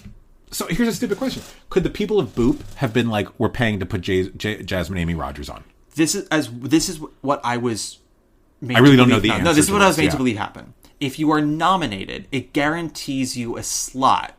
You then have to pay to perform. Because you have to pay your actors, you have to pay for transportation. Yeah, of course. It's airtime. Like, yeah. I get it. So you do have to pay to perform no matter who you are. It's just that if you're nominated, you're guaranteed an invitation to perform. After that, it's okay, what do we have time for? And so it used to be that only if you were nominated could you perform. I think Jesus Christ Superstar was the first non-nominated, or maybe it was Golden Rainbow, first non-nominated piece to perform, even though it wasn't up for Best Musical. And after that, it was very, very infrequent. Golden Rainbow's fabulous, by the way, if anyone's ever listened to it. It's a thing. No, some good music. I love Golden Rainbow. Some good music. But then I want to say post like 2010, maybe 2011, they started incorporating other shows that were nominated if they were willing to pay. That's how we got J Hud singing Finding Neverland a year before Finding Neverland came to Broadway. That's how we got Lisa Howard doing that song from It Should Have Been You. Yeah. That's how we got Matt Morrison coming back again to threaten us with Finding Neverland. Wow. And then, from what I understand, they eventually cracked down on that and were like, we don't have enough airtime. We're pushing more awards off camera. Like, we're going to keep it to the nominees. And then this year, they were like, which then just opens the floodgates. And then people are like, well, why not Boop? Why not Boop? Why not Smoosh? Why not? Yeah. Why not last 5 years? Because they don't want... Is it basically because, well, the producers just don't want to pay for it? What I was told was that the only shows that were invited that were not nominated were Just in Time and Real Women Have Curves. Boop offered, they were told no. Boop said, we will pay. We will do this. Boop was like, we want to go on. We want to show off Jasmine. We got the $300K. And they said, no, we're not interested. The Tony said, absolutely not. They said, Oprah is presenting Best Actress to Audra and Audra alone. And we've already planned it out. And then Boop said, oh, what's this in my hand? Oh, it's egg. Would you like it on your face? Black and white or yellow? And that's on Period. In fact, Rob, if you look behind you, do you see who's on the... I was wondering. There's a little dog behind me. Is it the Boop dog? It's the Boop dog. It's Pudgy. Is that his name? His name is Pudgy. Hey, Pudgy. Yeah. That's the thing about the Tonys and the paying thing was with the Boop stuff was they, from what I understand, they offered and Tony said no thank you. They said good night and thank you, Magaldi. Wow. Wow. And then another one was while most were expected, were there any surprises winner wise? Nothing was out of left field. There were a couple of things that I had predicted on the pod that I already said that I regretted the next day. I regretted saying Jasmine. I would have loved it if Jasmine had won. I woke up the next day after we released that episode. I was like, I'm wrong. It's okay. And then 2 days later, I was like, oh, it is Nicole. I don't regret saying Omeria on mic. It was just like 3 days later, it became very clear to me that I was wrong. I am disappointed that Stranger Things did as well as it did tech-wise. I would have loved it if Tony voters didn't always go for most and went for best. Yeah. Hills of California should have a Tony for best set design, not Stranger Things. I also think that Picture of Dorian Gray should have won for sound design, but Stranger Things was very loud. I think Patty's already complaining about it. Yeah, I know that on the Substack, and I'm sure on Discord, people were interested in the beginning when Buena Vista Social Club was winning a bunch of stuff, and they're like, oh, is Buena Vista Social Club about to be a Best Musical winner? No. And I said, I think we're just seeing all the awards that it was bound to win all at once. Yes, correct. And that's exactly what happened. Correct, yeah. Because they won sound, they won orchestrations, and they won choreography all within an hour. Yeah. And I think at that point, maybe Happy Ending had won score, book, and set. And so everyone was like everyone's like, oh my god, 3 for 3, 3 and 3. And I was like, guys, I think we just now have to wait for, director, actor, and musical. Yes. Yeah. Nothing really surprised me. I was pleasantly surprised to be right about Francis Chu. I was a little disappointed that Eureka Day beat Yellowface, but I liked both. Yeah. Oh, yeah. Listen. It was more of a political thing for the Eureka Day thing, like the whole revival-ish thing. I mean, I will say this has been like a year for me, like, and it was probably one of the first years where I was like, oh, I kind of want A to win, but if B wins, I'll be happy. Yeah, and that happened a lot. Which does not happen every year. No. My God. There were a couple of categories where it was like A, B, or C could win. Absolutely. And I would have been like, oh, I feel good about that. There was not a single nominee in Featured Actress in a Play that I would have been mad about. Not a single one. Oh, no, they were fabulous. Fabulous. That might be my favorite group of nominees of the year. Yeah? Yeah, and there are women who were not in there who I would have killed to have in there. So I was like Hecht, Young, who I didn't see Kara in Purpose, and my big complaint was like, I love Kara Young, and I'm sure she brought her Kara Youngness to that role, but when I saw Purpose, I was like, I'm thinking about Alana Arenas, and I was thrilled that Kara mentioned her in her Tony speech. I'm like, yes, Alana Arenas brought it to the stage. But then Finestrasa, and then Tala Ash, and Marjan Nishet, I was like, this is a phenomenal category. They're all great. It's a good year. Listen, a lot of good stuff this year. I'm trying to think of, like, the only category where literally my last place winner won was Purpose. Okay. My category, best play for me, as I would personally rank it, would be Hills of California, Oh Mary, English, John Proctor's The Villain, and then Purpose. Wow. And listen, Purpose for me is like an 8 out of 10. These are all still great plays. Purpose would be like number 3 for me in another season. My biggest issues with Purpose is I think it's 25 minutes too long. They need to cut a lot of that narration. But overall, like, I did still really like it. Yeah. John Proctor is the Villain was my biggest surprise of the year, and I would probably make it a 9 out of 10. English for me was like a 9.9 out of 10. Oh Mary, 9.9 out of 10. And then Hills of California, 9.9 out of 10. Wow, that's great. It was just like in preference. Yeah, best play was a phenomenal lineup. That was the winners wise. We will do our personal rankings of all the performances after this break. Billy, I beg to differ with you. How do you mean? You're the top. Yeah. You're an arrow color. You're the top. You're a Coolidge dollar. You're the nimble tread of the feet of Fred Astaire. And we're back. We're being asked about the rankings of the performances. Okay. So I have my rankings. Oh, he has a list. He pulled up a list. You think I'm going to go off of my old memory? Wait, You're not old. Can I look over your list? Yes. I'm cheating. To be clear, when I do this rankings, as I said, I don't think any of these performances were bad, but I also don't think any of them were great. So it's for me, as I think, I don't know if I said it on mic, but I definitely said it to Rob earlier today. For me, the performances were mid minus, and mid plus. Yes. And so... you said that about 7 hours ago when we were on mic. Fantastic. We're still going. We're still going strong. Millennium approaches. Okay.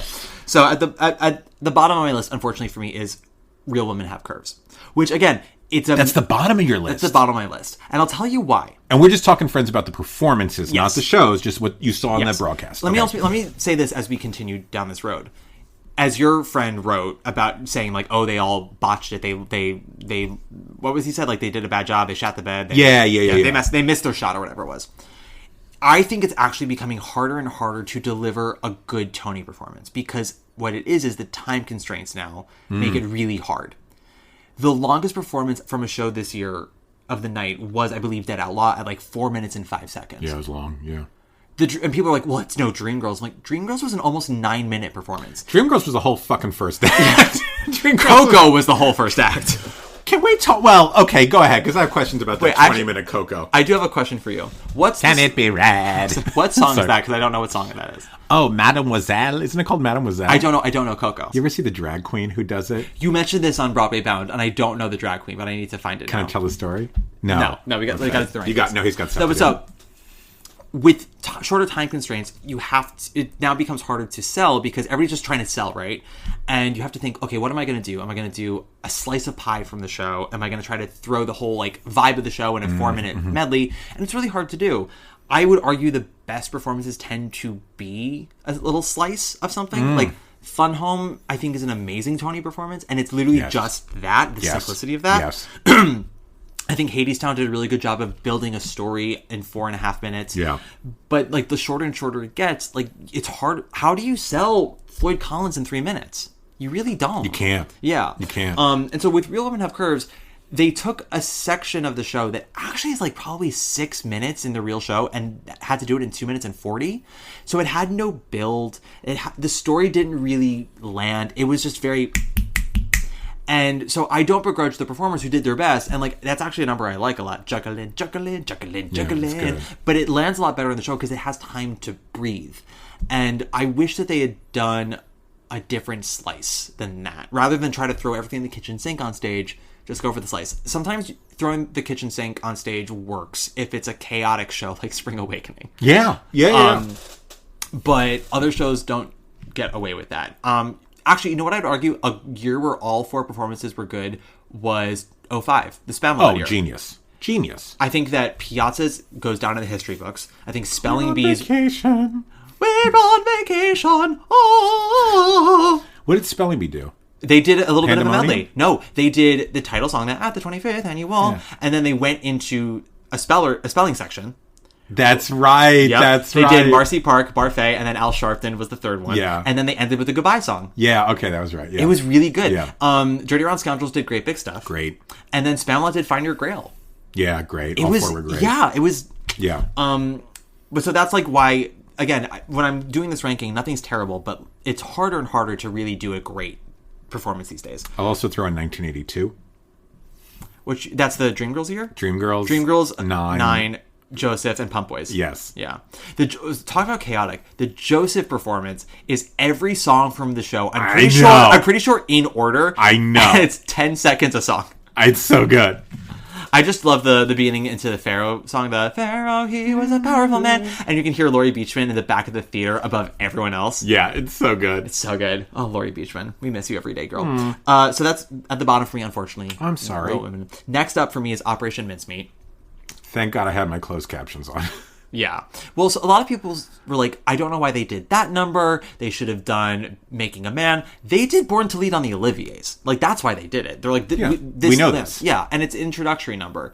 I don't think Born to Lead is a bad song to do in theory, but when I saw the show, I was like, oh, if we were in... I mean, the Golden is a larger theater than the Fortune, which is the West End show. I'm like, the moment we're in a theater that's 10 seats bigger, this number doesn't land anymore because, like, there's not a lot of inventive staging. It doesn't build in any kind of way. Like, you need to be practically on stage with them to feel it. You saw this show in London, right? I did. But you didn't... I hated it in London.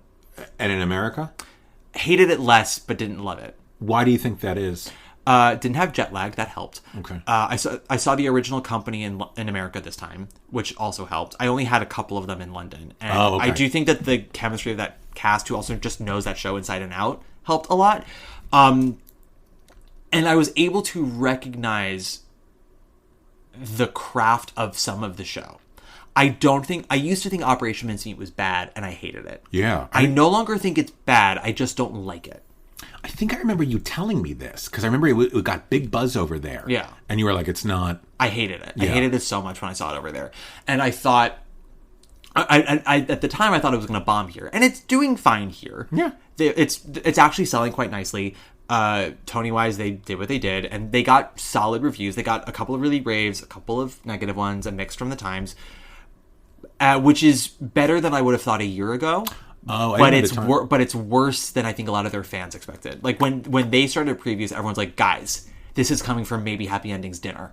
And yes, I kind of remember that. Yep. I remember that. People said the same thing about Real Women Have Curves. They're like, that. "Guys, Yep. like this is coming for everyone's dessert." Yep. And then sometimes the thing that perseveres is the right thing. Mm-hmm. You know, we get distracted by the new a lot, which is, we should be looking for new, but like new doesn't always mean better. Yes. Continue on. Yes. Okay. So Real Women, Operation Mincemeat. Next up, I have Pirates, which, again, for me wasn't bad. It was just sort of there. I kind of liked it.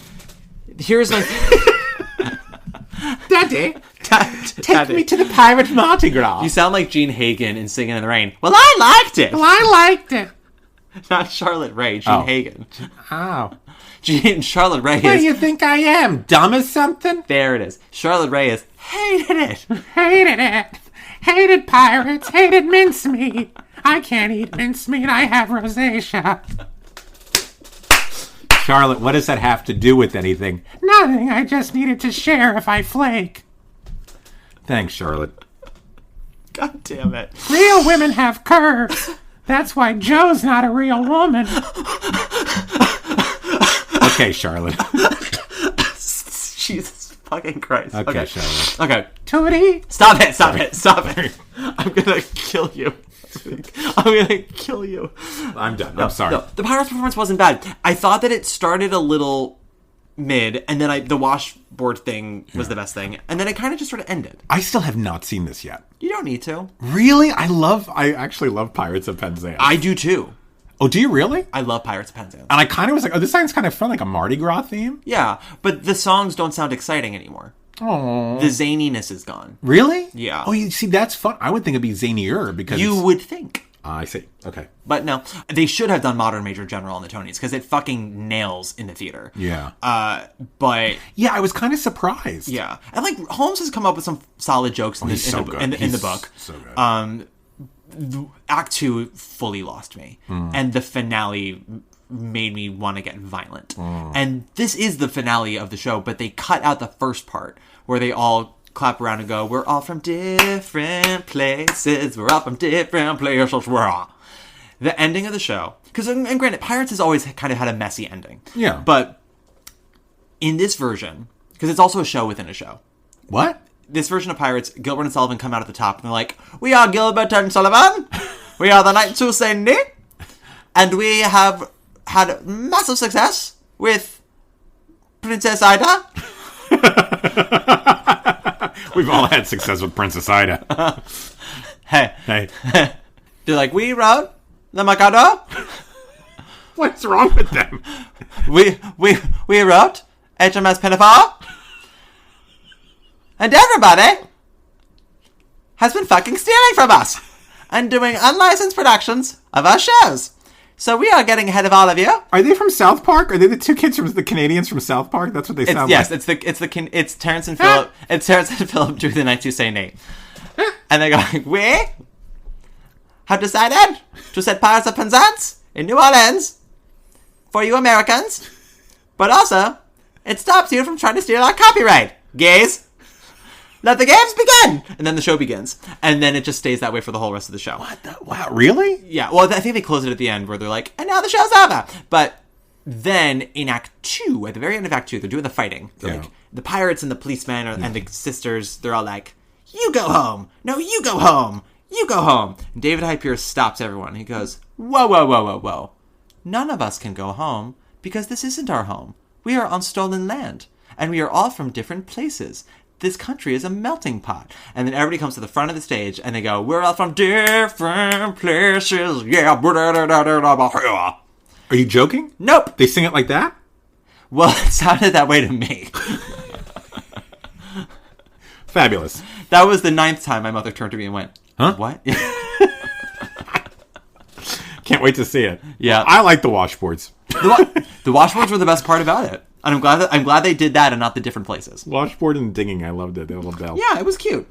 Again, we're not talking about bad performances here. We're talking, no, you're just what you thought was effective. We're now in the mid here for me. Next up is Death Becomes Her. Mm-hmm. I thought this was the wrong choice for them.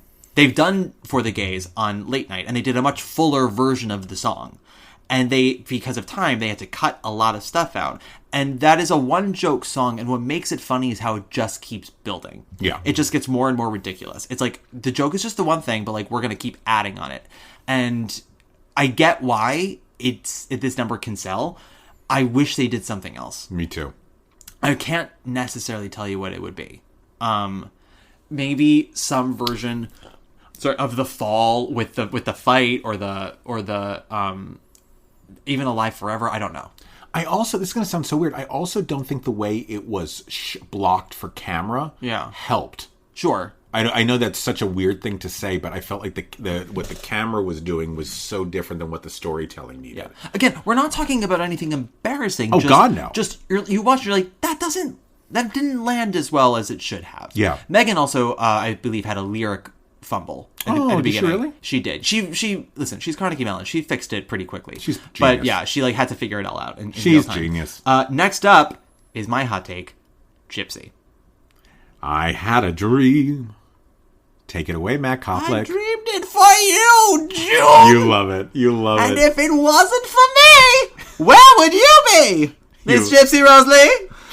That's Charlotte Rae. That's Charlotte Rae and the Knights Who Say Knee.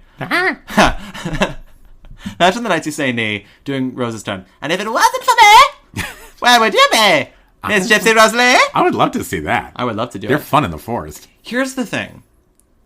The narrative of how that number went is all over the place. You mean the cutting of it? No. The truncation of it? The narrative online is is all over the place. Tell me more. Like, does he have a car? Shoo-ba-bop, shoo-ba-bop, shoo-ba-bop, yeah. So here's the thing about Rob Schneider. He can't actually sing. No. But if he pretends to be Robert Goulet, he kind of can. Yeah. Maybe happy ending. Depend if she's got a hand cramp. I'm kidding. Nominees for Best Sound Designer. This is Robert Goulet's 8th drink of the evening. All right, so lay it on me. Gypsy, what didn't you like? No, well, so the internet will have you believe two things. Great. It was incredible. Yeah. Why did she not have 9 Tonys for it? And Give her 9. And another narrative of like, yikes, what was that? And granted, I tend to receive a lot of comments from people privately who don't like things because they think I'm a safe haven for negativity. I'm not a safe haven for negativity. I'm a safe haven for truth. Tell me your truth. Your truth. My truth only. No, but like... No, but yeah, your truth. Yeah, people coming to me and be like, can I be honest about something? I'm like, yeah, absolutely. Cone of silence, safe space. Yeah. I'm not really a safe haven for dicketry.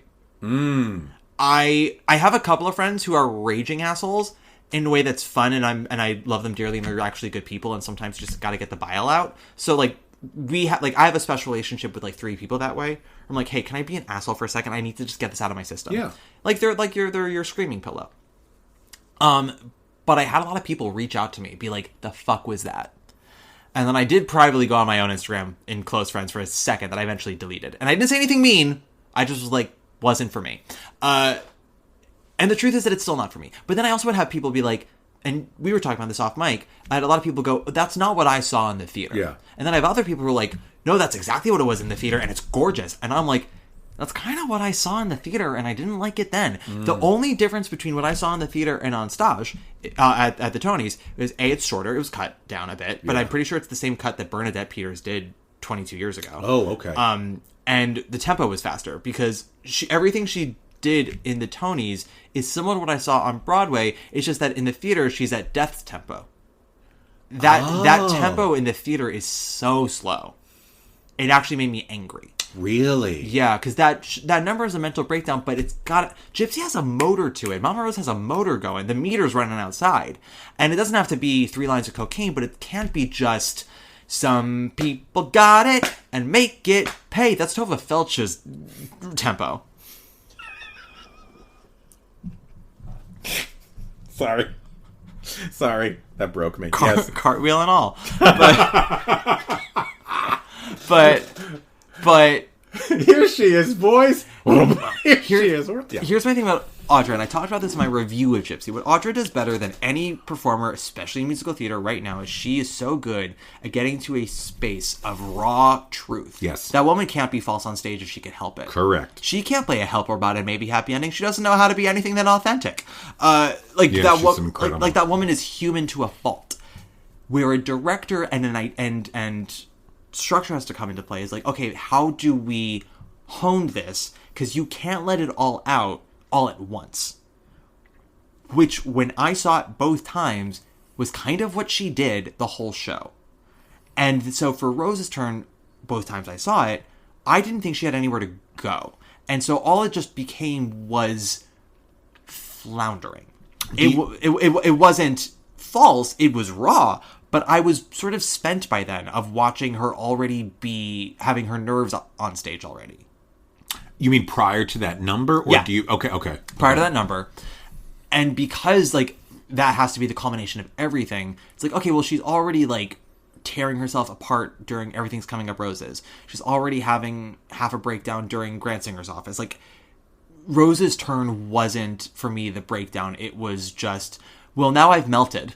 And it didn't even build that way. It just started as melting and became a puddle. And for some people, that was effective. And I understand not having seen Audra on stage and seeing her do that for the first time, being like, holy fuck. Because, yeah, it's impressive. I don't think it was applied great. And I don't think that's a mean thing to say, because this is a 6-time Tony winner who has given amazing performances in the past. And obviously this performance lands for a lot of people. Landed for you. Yeah. It doesn't land for me. Yeah. And this performance was the same. It wasn't... I will say, when we saw it last night in the room, the vibe was a little yikes. I watched it again today. I watched everything a second time today to be like, okay, fresh brain, clean butt. What do I think?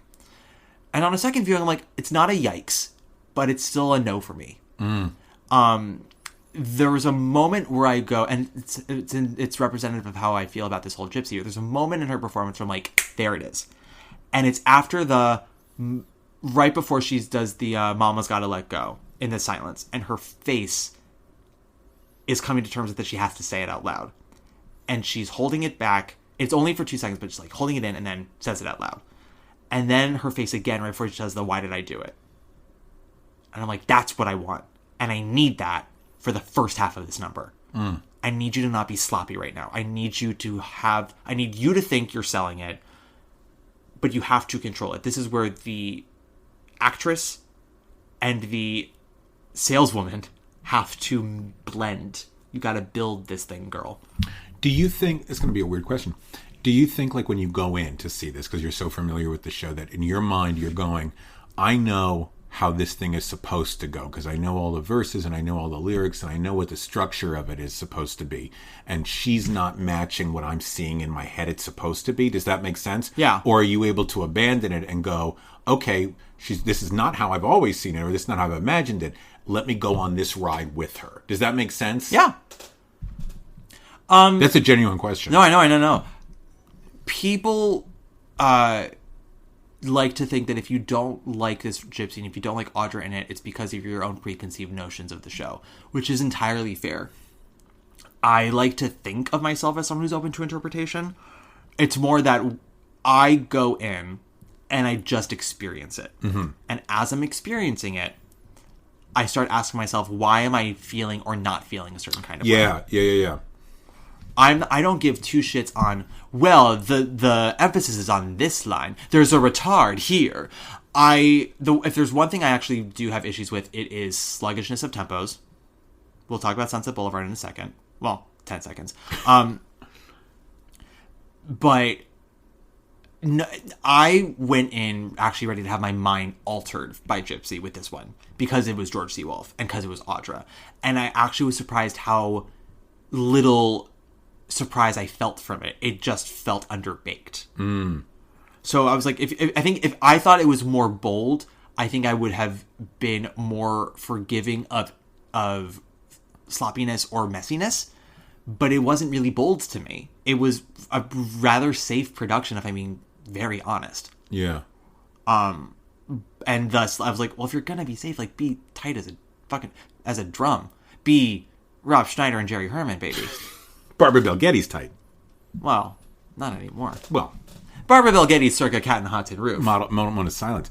Now that's fascinating. Okay, cool. But again, that's just me. But also, I know people who were obsessed with it, and it's just this. That was not my performance. And I know people are like, I thought it was brilliant. It was messy, but it was brilliant. What she does as an actress is something so many people can't do, and especially in this era where we are raising Disney Channel acting in musicals, which is the Mom, I gotta get into college. Yeah. Or the Dad, you don't understand. I saw something bad, and I don't know how to deal with it. Wading through a window, like it's that. It's like, why does nobody understand me? Because you talk like that. Yep. Talk like a real person. There was that reel from that comedic actor who was like, why do all straight guys... I loved it. Yeah. I love it. Yeah. I love it. And it's so true. It's so true. So when you have someone like Audra, who granted like is taking a big swing that I don't think hits, but I am thrilled that she takes the swing. I'm like, guys, this is what it is to be organic on stage. I don't think this performance works, but like, my God, look at all of herself she throws into it. But, you know, do I think the performance is successful? No. What is that? Matt has spoken. I have spoken, and we're moving on. Moving on to maybe Happy Ending is above Gypsy for me. I thought this was also a bad choice for them. It was very sweet. It was very pretty. I thought this was the wrong song. And, you know, they presented it well. The good news is that people who buy tickets and see that number in the theater are going to be blown away at how much better it is in the theater. Oh, yes. Yes. After maybe Happy Ending. Sorry, we have Real Women Have Curves, then it's Operation Mincemeat, then it's Pirates, then it's Death Becomes Her, then it's Gypsy, then it's maybe Happy Ending, then it's Dead Outlaw, which I thought was solid. I think it's good that straight people get to do musicals, too. I think that's good for them. Yeah, where would we be without David Yazbek? After Dead Outlaw is Just in Time, which I thought was... Just in Time. Which I thought was fun. It was fun. It didn't blow me away, but it was fun. Again, none of these blew me away.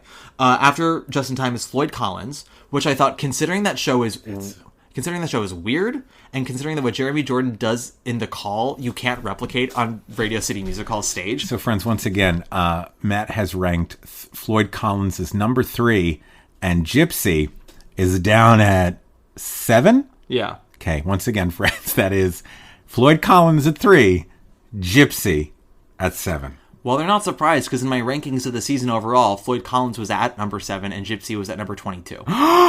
Really? Mm-hmm. Wow. It was above Mattress. Wait, what was at the bottom of the list? Mattress? No, bottom of the list was left on... Mattress wasn't garbage. It just... I thought it was mayonnaise. And a copy-paste job from Encores, and everybody knows it. That's not me being mean. That's... Everyone knows that. No one said you were mean. Left on 10th was bottom of the list. Really? Yes! Are you kidding me? I didn't see it. I don't know. I don't know what the hell goes on. Left on 10th had the audacity to have a line on stage where someone says, actually, I had AIDS. Are you joking? What I joked to you about Delia Ephron? The seriousness. Would I joke to you about Delia Ephron? Nora Ephron's sister. Nora Ephron's sister. It doesn't matter who Nora Ephron... Just, I would not be joking about a this. play that pontificates about the glories of 7 Brides for 7 Brothers. Oh, I don't like that show. Oh, I hate the movie. Bless your beautiful hide. Like, what is that? He's calling women cows. I saw the show once at a high school, and the girl fell off the stage and broke her neck. Like, she sprained it. Lucky girl. And she did the next performance in a neck brace. And to, like, make it look like everything was normal, they stuck a huge, like, cameo brooch in the middle of the neck brace to make it look, like, integrated to the costume. That's how Chenoweth did a lot of performances of Wicked, actually. That's what I heard. She had a bejeweled neck brace. Yeah, she does it a lot. I guess, never mind. Yeah, but Floyd Collins, I was actually impressed at... I mean, it wasn't perfect, and, like, the camera operator, that poor camera operator, was probably told, like, you have to keep it... God bless whoever that was. They were like, you have to keep it above Jeremy's waist at all times. And he's like, he's slipping around this whole stage, how do I do this? No, and I'm sure watching in a Radio City Music Hall, you're like, I'm watching Jeremy Jordan slip and slide on the Radio City Music Hall stage. What is this? On camera, it looked great. Yeah. Cameraman 7, Yeah. Leo, great job. Well, because if you saw Floyd Collins, friends, you know the way that set works. And that set came under a lot of scrutiny during previews, and I think the set is actually really nice. That deck has pockets in it where platforms will rise and lower, and like it can be a ladder, it can be a slip and slide, like all these things. And like Jeremy is going all over the place in the dark with a single spotlight on him. So at any given moment, he's on the deck, and then all of a sudden he's just like rising 10 feet in the air, and it's gorgeous. That's cool. It's my favorite number of the year. Oh, that's so cool. Yeah, but you can't do that on Radio City Music Hall. They don't have that. Do you think that... Well, no, you ranked it pretty high, so I won't even ask you. No, I don't think it's selling any tickets. Next up, number 2 for me was Buena Vista Social Club, which I thought the only thing that this suffered from was bad camera work. I thought the number itself was quite good, but I thought they didn't capture it well on camera. Yeah. For me, number 1 was Sunset, which I don't even think was a great performance. I just think it was the best of the lot. And because they took a slice and just presented it. Wow. They're like, the show is Nicole. That's what this is. We're not going to do the title song, which I understand why people want them to. That would have been, a super television-worthy moment. But I think ultimately they wanted to celebrate Nicole in a way that they didn't celebrate her at the Olivier's. They celebrated Tom in that number. So for the Tonys, it's like, it's Nicole. Wow. We're doing Okay. her. She's number one for you. Yes, but she's not an A or A minus. She's not even a B plus. I would say she's a B. Yeah. Yeah. I would say Sunset, Buena Vista, and Floyd Collins are Bs. Just in Time, Dead Outlaw, Maybe Happy Ending are B minuses. Gypsy, Death Becomes Her are C pluses. Pirates, Mincemeat, and Real Women Have Curves are C's. Wow. And listen, a C is still a passing grade. It's actually 2 steps above a passing grade. But, you know, I think we're talking C to B here. Did you see Mandy Gonzalez ever do this? I've listened to Mandy Gonzalez. So good. Her son is so good. That's actually probably a low sing for her. Yeah, she's so good. Yeah. That was hard for me because I was watching Nicole and I was like, I kept thinking Mandy Gonzalez. I wish they would up the keys for Mandy if they could do Patty's original keys for Mandy. The Beast. That's what they call it. Something called. Okay. Good rankings. Oh my god. Thank you. Wow. What were your favorite numbers of the night? Pirates, Gypsy, the things you had. and Real Women Have Curves are your top 3. Matt is literally packing up my bag for me and asking me to leave his house. Every bag under your eye, I'm packing up. What? Why? I loved Gypsy. I loved Gypsy. I love Nicole. Nicole and Audra were my top 2, honestly, because this is from an academic perspective, so please forgive me. Watching Nicole navigate a lyric, I think, is really good. Yeah. And I was like, kids, are you fucking watching this? Like, are you watching how she's doing this lyric work? And I was like, this is incredible. Yeah. It's not a mood. It's not an aura. It's like she is going moment to fucking moment with these lyrics. She is. I'm like, kids, watch this. Yeah. Now, watch Audra. I'm going to be honest with you. Is Audra the definitive Mama Rose? No. Is Nicole Scherzinger the definitive Norma Desmond? No. But there were things that were really intriguing. With Audra, I was like, look at the rawness. Look at that. You can say, I don't like it. It's not right for the Amazing. Fantastic. Just look at what she's doing. Look at that. Look at that. She's leaving it all fucking... She ain't marking. She ain't holding back. Like, she's not afraid, and I don't mean this in a pejorative sense, to be emotionally ugly. Yeah. And so those two, I was like, that's exciting to me. Is that the best production of Sunset I'll ever see? No. Is it the best production of Gypsy I'll ever see? No. But I was like, that's exciting for me. That's exciting. And Pirates was joyous. Pirates was silly and stupid and joyous. Rob said that to me with the most shit-eating grin on his face. And Pirates was joyous. And I will say, what was hard for me on Maybe Happy Ending, which I fucking loved. Yeah. I saw it in the theater and I was like, I was on cloud 9. I was like, this is not selling this show. But I was also like, I don't know what the alternative would be. Yeah. I think them winning 6 very major awards. I hope that would be enough for people. I think it will. Yeah, that show made me feel all the feels. Yeah, I think ultimately that show has proven to be a word of mouth hit. I think the best use of like, hey, we're going to be on camera now. Yeah. Dead Outlaw. Sure. Hands down. Dead Outlaw looked fun and raw and it looked like. Oh God, it's going to sound so horrible. And your homophobic uncle probably wants to see it. That's what, yes. I was like, this is your straight, I'm a woman, my boyfriend, my husband doesn't want to go to musicals, this is what I'm going to take him to. Every straight guy I know loves Dead Outlaw. Yeah? They all fucking love it. Yeah? It's the new Floyd Collins in the last 5 years, baby. Okay, somebody started, Matt, someone at your Tony party tagged Jennifer Simard. Did she go there after the telecast or something? No. The host of the Tony party that I was at, that Rob Schneider was supposed to go to, was being hosted by one Patrick Hines, who hosts the True Crime Obsessed podcast, but more importantly, the Golden Girls Deep Dive podcast, and his co-host is Jennifer Simard. So she wasn't there, and she wasn't going to be there, but she was there in spirit. And so it was him and his husband, Steve Tipton. Hi, Steve. Steve listens. Hey, Steve. I love Steve. Steve is great. I love Patrick too, but I love Steve. But we got a lunch coming up with Steve soon. We do. We're going to go to Joe Allen's? Yeah. And gossip? Yep. Steve has been informed that there is no chess poster there, so we can't sit under a chess poster. So we will bring our own. We will bring our own, yes. Of the new production. I'm gonna bring the new production of chess. Which will be great. Matt's face. Well, just can chess ever really be great? Yes, if you listen to the CD. Yeah. You don't see it. Yeah. I'm hoping it. Listen, who's directing this? I don't know who. Mayer. Michael Mayer is. Michael Mayer's doing it? Okay, cool. And Lauren Lataro is doing the choreography. Look how, friends, I wish you could see how happy Matt is right now. I don't know what you're talking about. Look, he's ecstatic. I simply said two names. Nobody's side. Who plays the other girl? Svetlana? Yeah. No one knows yet. Nobody knows who's on Svetlana's side. Yeah.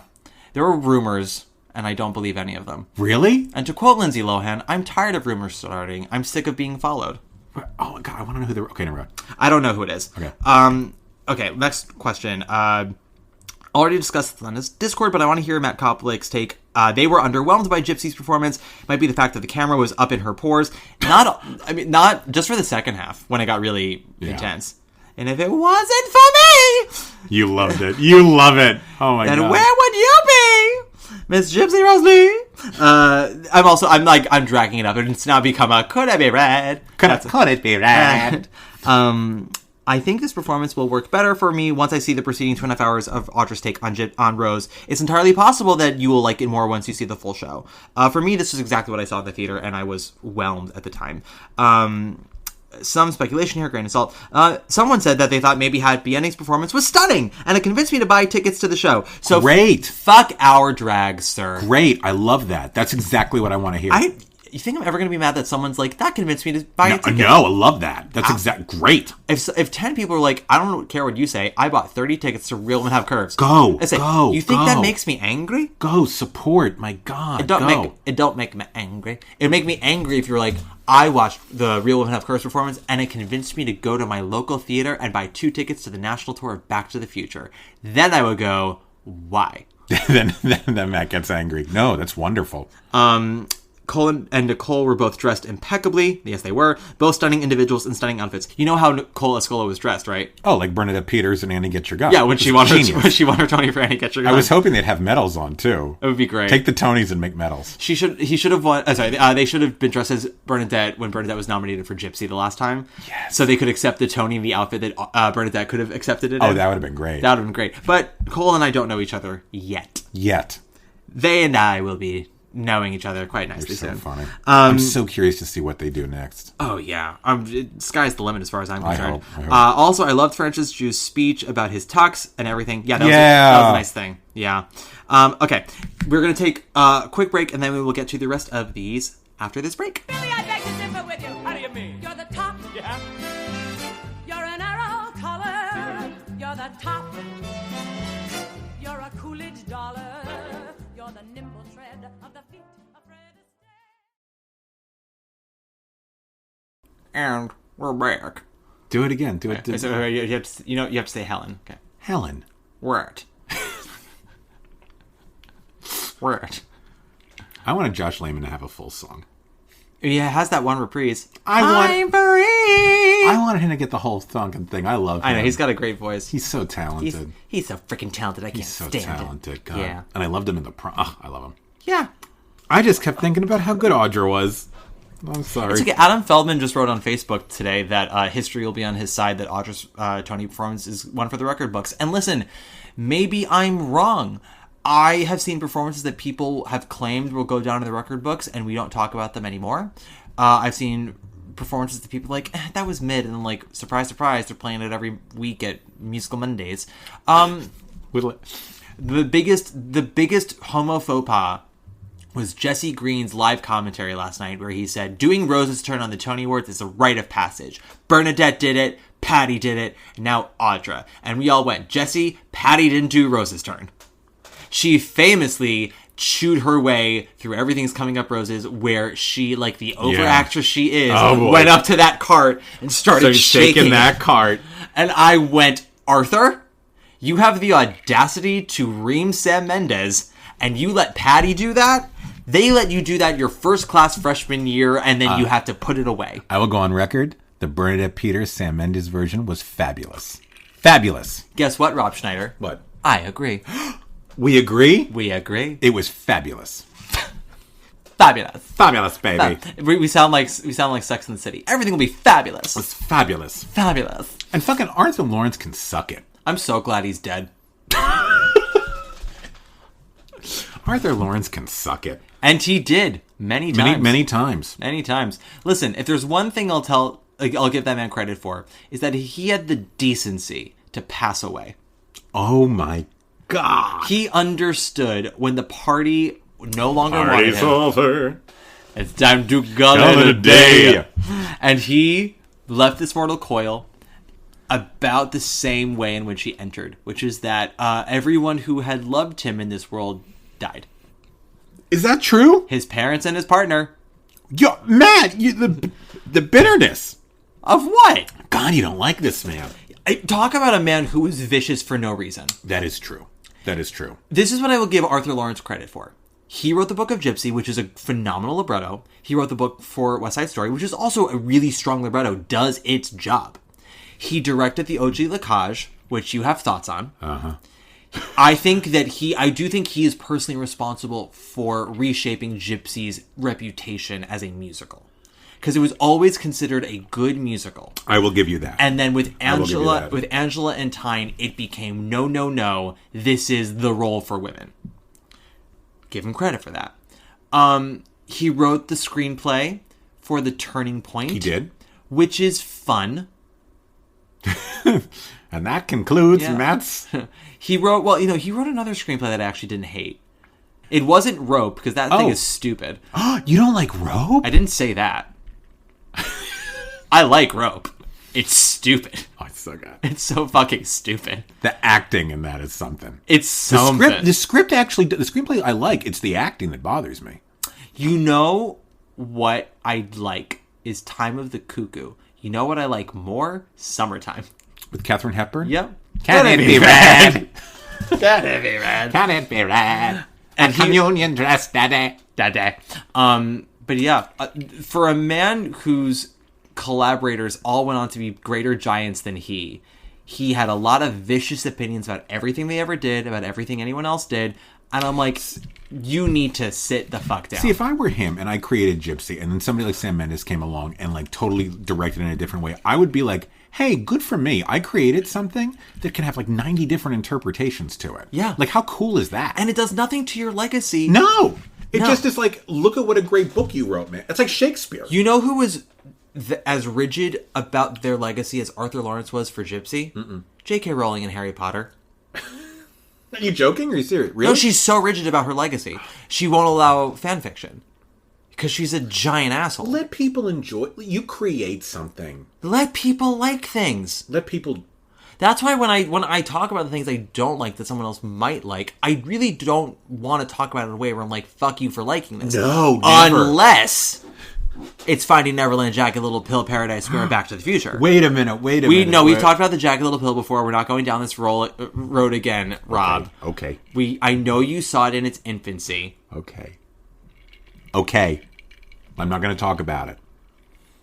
You went on one date with Jagged Little Pill, and you went, maybe marriage material. And then you found out that it never actually went to therapy and did the work. I know. I'm sorry. Isn't it ironic?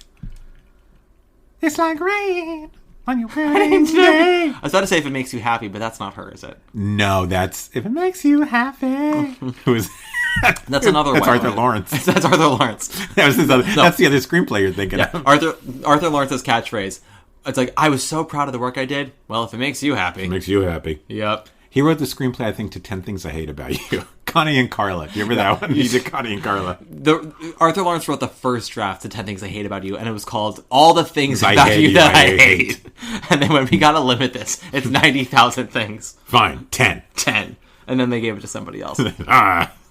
Bitter man. You were saying, I'm sorry. I don't even know what I was saying. Oh, someone wrote, okay. I'm so sorry. I kind of forgot we were on the air. Sorry.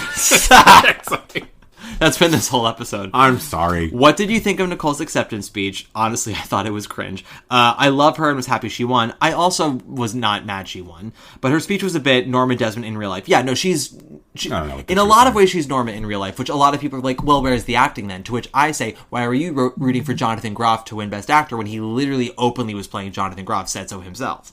That's the double standard that I was talking about. Also, why must Audra turn herself inside out to show us how much she can be like Billie Holiday just to shut up the haters? And Jonathan Groff gets away with not doing any Bobby Darin at all. That's a very good point. It makes me a little furious. And it's not his fault. He benefits from the double standard, but he didn't create it. But I'm like, guys, no, I don't like this. This is what we should be talking about. Not the, oh, you liked Tyne Daly and not Audra, racist. How can you not hate... everyone loves Tyne Daly. Just about everyone loves Tyne Daly. You know who said... She played Mary Beth, by the way. Mary Beth Lacey, I just remembered. So she was Lacey. She was Lacey. Fantastic. Christine Cagney was Sharon Glass. Shannon Glass. Sharon Glass. Sharon or Shannon? Shannon Glass. Shannon? You know what doesn't matter today? Knowing if it's Sharon or Shannon. I keep seeing people online slam Nicole for her political views or her alleged political views.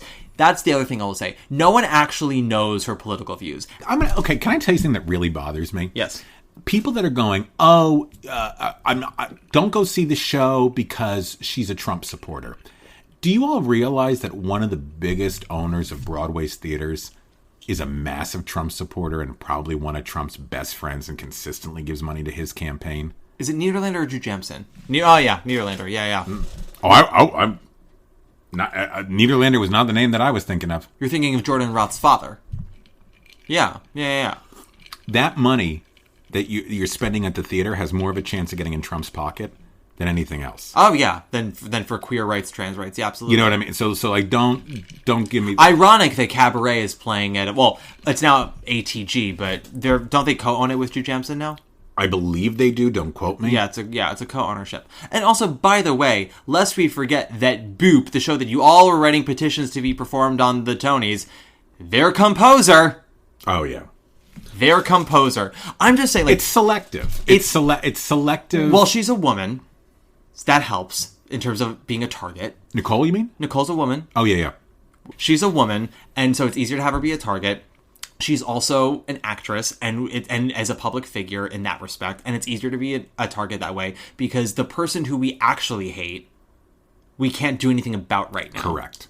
And so it's easier to focus all that energy on someone like Nicole. Yeah. And people think that they're supporting Audra by tearing her down, and I'm like, it's as if none of us saw John Proctor as the villain. Yeah. This is there's literally about this guy. There's literally a line about this in John Proctor is the Villain where one of the boys tears down Sadie Sink and the other girl said, "Why did you do that?" He's like, "Well, I was trying to show you all that I was supporting you by tearing her down." It's a weird time, man. It's a weird time. All I can do is be perfect. And let me tell you, it gets easier every day. Let me ask you a question. Yes, It's a Tony Award question. When you go in to vote for a Tony Award, like, let's imagine you come up with a ballot, like, do you know what I mean? Our votes don't count, but like, yeah. Well, you do it online now, yeah.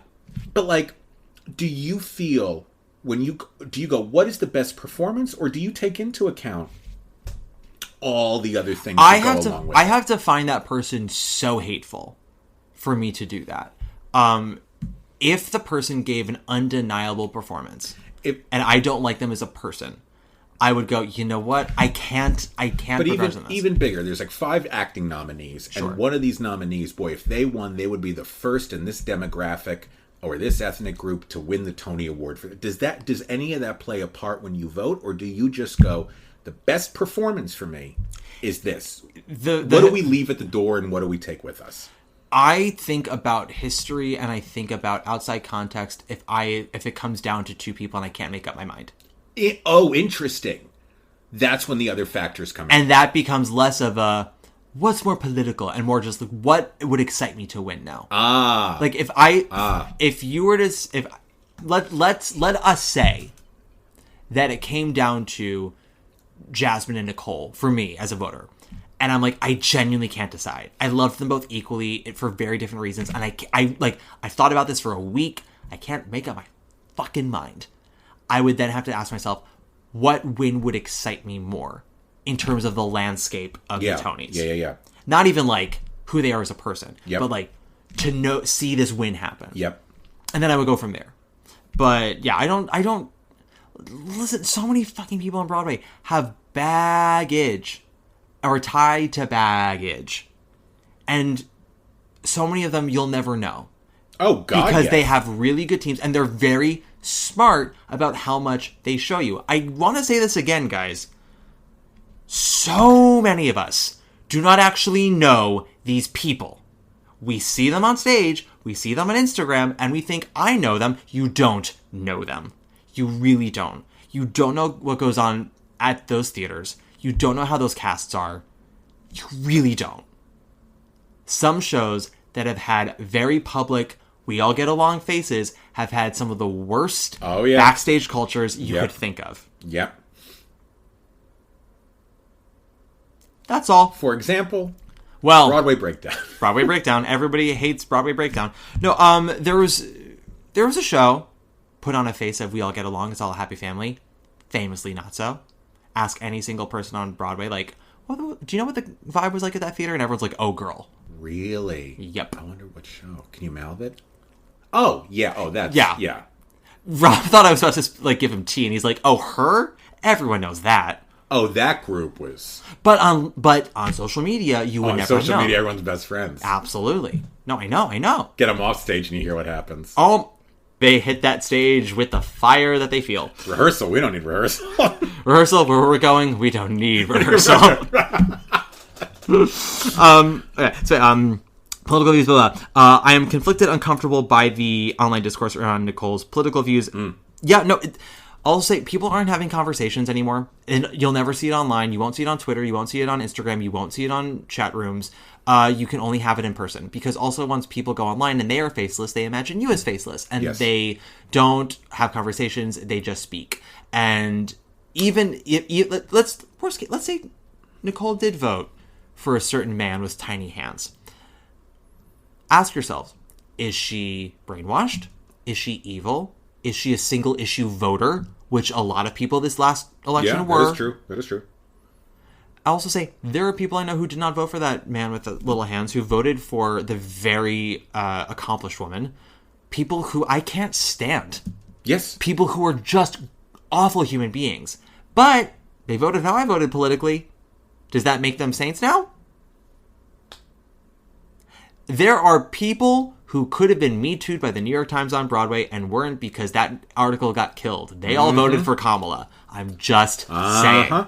You speak the truth, my friend. Yep. You speak the truth. Everyone knows it's fine. I saw a video of Cole and Sam from Oh Mary when Nicole won. We talked about that. Is she ever going to be able to live down the hat thing? No.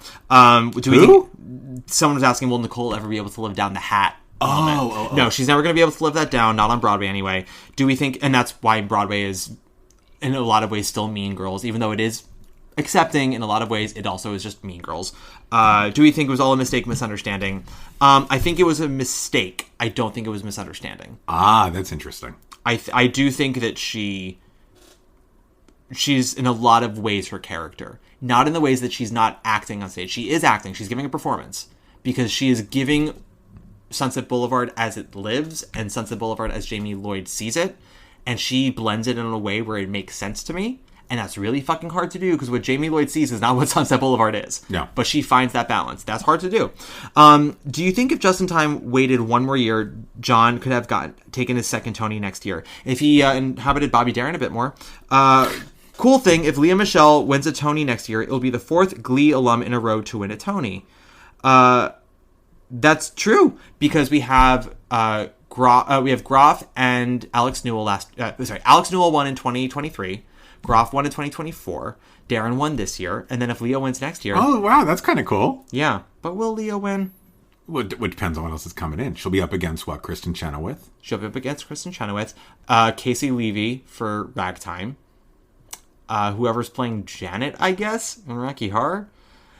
And that's all. I mean, the word I have is that Katz is coming in, but that doesn't have a Best Actress category. There are other music. Midnight in the Garden of Good and Evil. Sierra? Maybe, but also I don't know how true that is that that's coming in. They want it to come in, but will it? Who knows? Yeah, I hear that's a pretty good thing. We'll see. Coming in. We'll see. Okay, moving on. How did Real Women Have Curves get to perform? We talked about that. Yeah. I thought there were strict rules. Yes, we talked about that. There are rules? There are rules? I voted for Megan. I voted for the Megan. Thoughts on the opener and the closer? I thought both were great. Yeah. I enjoyed them a lot. Yeah. I mean, did I think that the opening number was like...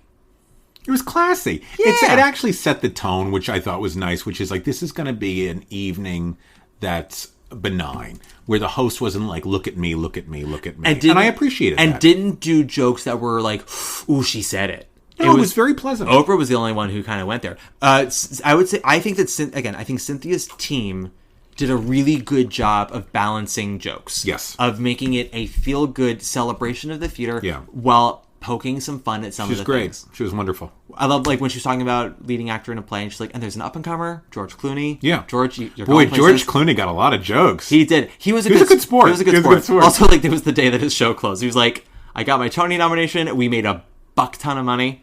Do you think he'll ever come? I got the impression that he's like, I'm never coming back here. I don't think so. I think this was like a bucket list thing. Good for him. Yeah, I think he's done. I hear only great things about him, by the way. Yeah, no, he's never heard a bad thing He's genuine about good him. people. Yeah. I haven't heard like bad things, but you know, he's a prankster and he's. Oh yes, yeah. And there was a time when he was only dating women like much younger than him. And do you know the story about when he made Richard Kind audition for The Penguin? No, I know that he and Richard Kind are best friends because they are besties. My dad is very good friends with Richard. I love Richard Kind. Who doesn't? Oh my Richard, God. Every time my dad sees Richard for golf, Richard asks how I am, and that's how I know I'm important. Oh, Richard's the best. Do you want? I don't think he's a voter, but if he was a voter, I could tell you which revival he would have voted for. Really? What did he love? He loved Sunset. Did he really? Mm-hmm. Oh my God! Oh, amazing! Oh God, do I love him? If anybody's made it this far, God bless him. This is the last. I've got my Call Me Izzy review after this, which will be like a day or two after this episode comes out, and then we're going on a bit of a hiatus. Broadway breakdown. Vacation? Yeah, well, it's been a long season, and I'm tired. Take a break. You deserve it. Yeah, and I've got like some reformatting of episodes I'm gonna do, and I have to start recording for the next deep dive series. What's your deep dive series? It's Matt's picks from the grab bag. Matt's picks. Actually, I don't think I've actually announced what the picks are. Maybe I take this moment. Hold, please. While Matt is doing that, I will take the time to acknowledge that this has just been a wonderful podcast. And if you like this, make sure to take a listen to what's the hell's mine called? Broadway Bound, the musicals that never came to Broadway. Also on the Broadway Podcast Network. It's a wonderful documentary series that Matt is highly featured in. This season especially, yeah. Yes, Matt's done a lot of good work. I think I'm on almost every episode. Yeah, there's one episode actually where I just recorded it. I didn't use anybody's voices, so don't be offended. I'm not. And I don't think I'm in the Grover's Corners episode. I don't think you are either. But I'm in everything else. Yes. Yeah. So what's Grab Bag? Okay. So the Grab Bag series was the last series. You were on it for the 3-part Angels in America. Oh, yeah. That's when we did Sally Bowles, and we picked things out of out of Sally Bowl that listeners submitted. And then this is the things that weren't picked out of Sally Bowl that I really wanted to cover. Oh, okay. So these include the Bob Fosse film All That Jazz. I love that movie. The stage version of Cabaret. Love that. The movie version of Chicago. Great. Dreamgirls stage show. Yeah. The Drowsy Chaperone. Oh, yeah. The Glass Menagerie. God, that made... Okay. The Goat, or Who is Sylvia? Wait, I gotta tell you... Okay, go. And that's one I actually don't know. Do you know the rumor that this is coming back? Mm-hmm. Yeah, okay. I don't know with who... Oh, it's Sarah Paulson, right? Sarah Paulson. I heard Steve Carell and Sarah Paulson. Yeah, I was about to say Steve Carell and Sarah This Paulson. show changed my life. I want to go to the library to watch it. I think it's Mercedes Ruehl, right? You have no idea how this changed my life. I can't... What made you want to fuck a goat? Yeah, it made me want to fuck a goat. Next up, Natasha Pierre and the Great Comet of 1812. What? Oh, wow. The internet will hate you. Hedwig und the Angry Inch. Fabulous. How I Learned to Drive. Good play. One of my top 5 favorite plays What of all time. What a good play. Yep. Oh, The Light in the Piazza. Oh, beautiful. Ponies everywhere. Next to Normal. She Loves Me.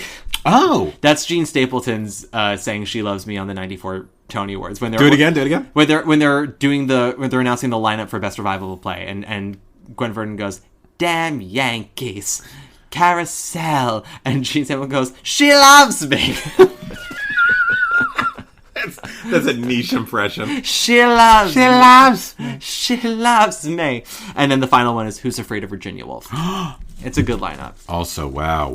And I already know that Rob Schneider is going to be on it, but I'm first corralling some people who either haven't been on the podcast before or haven't been on in a while, getting their picks, and then I'm squeezing Rob W. Schneider into whatever the fuck I want.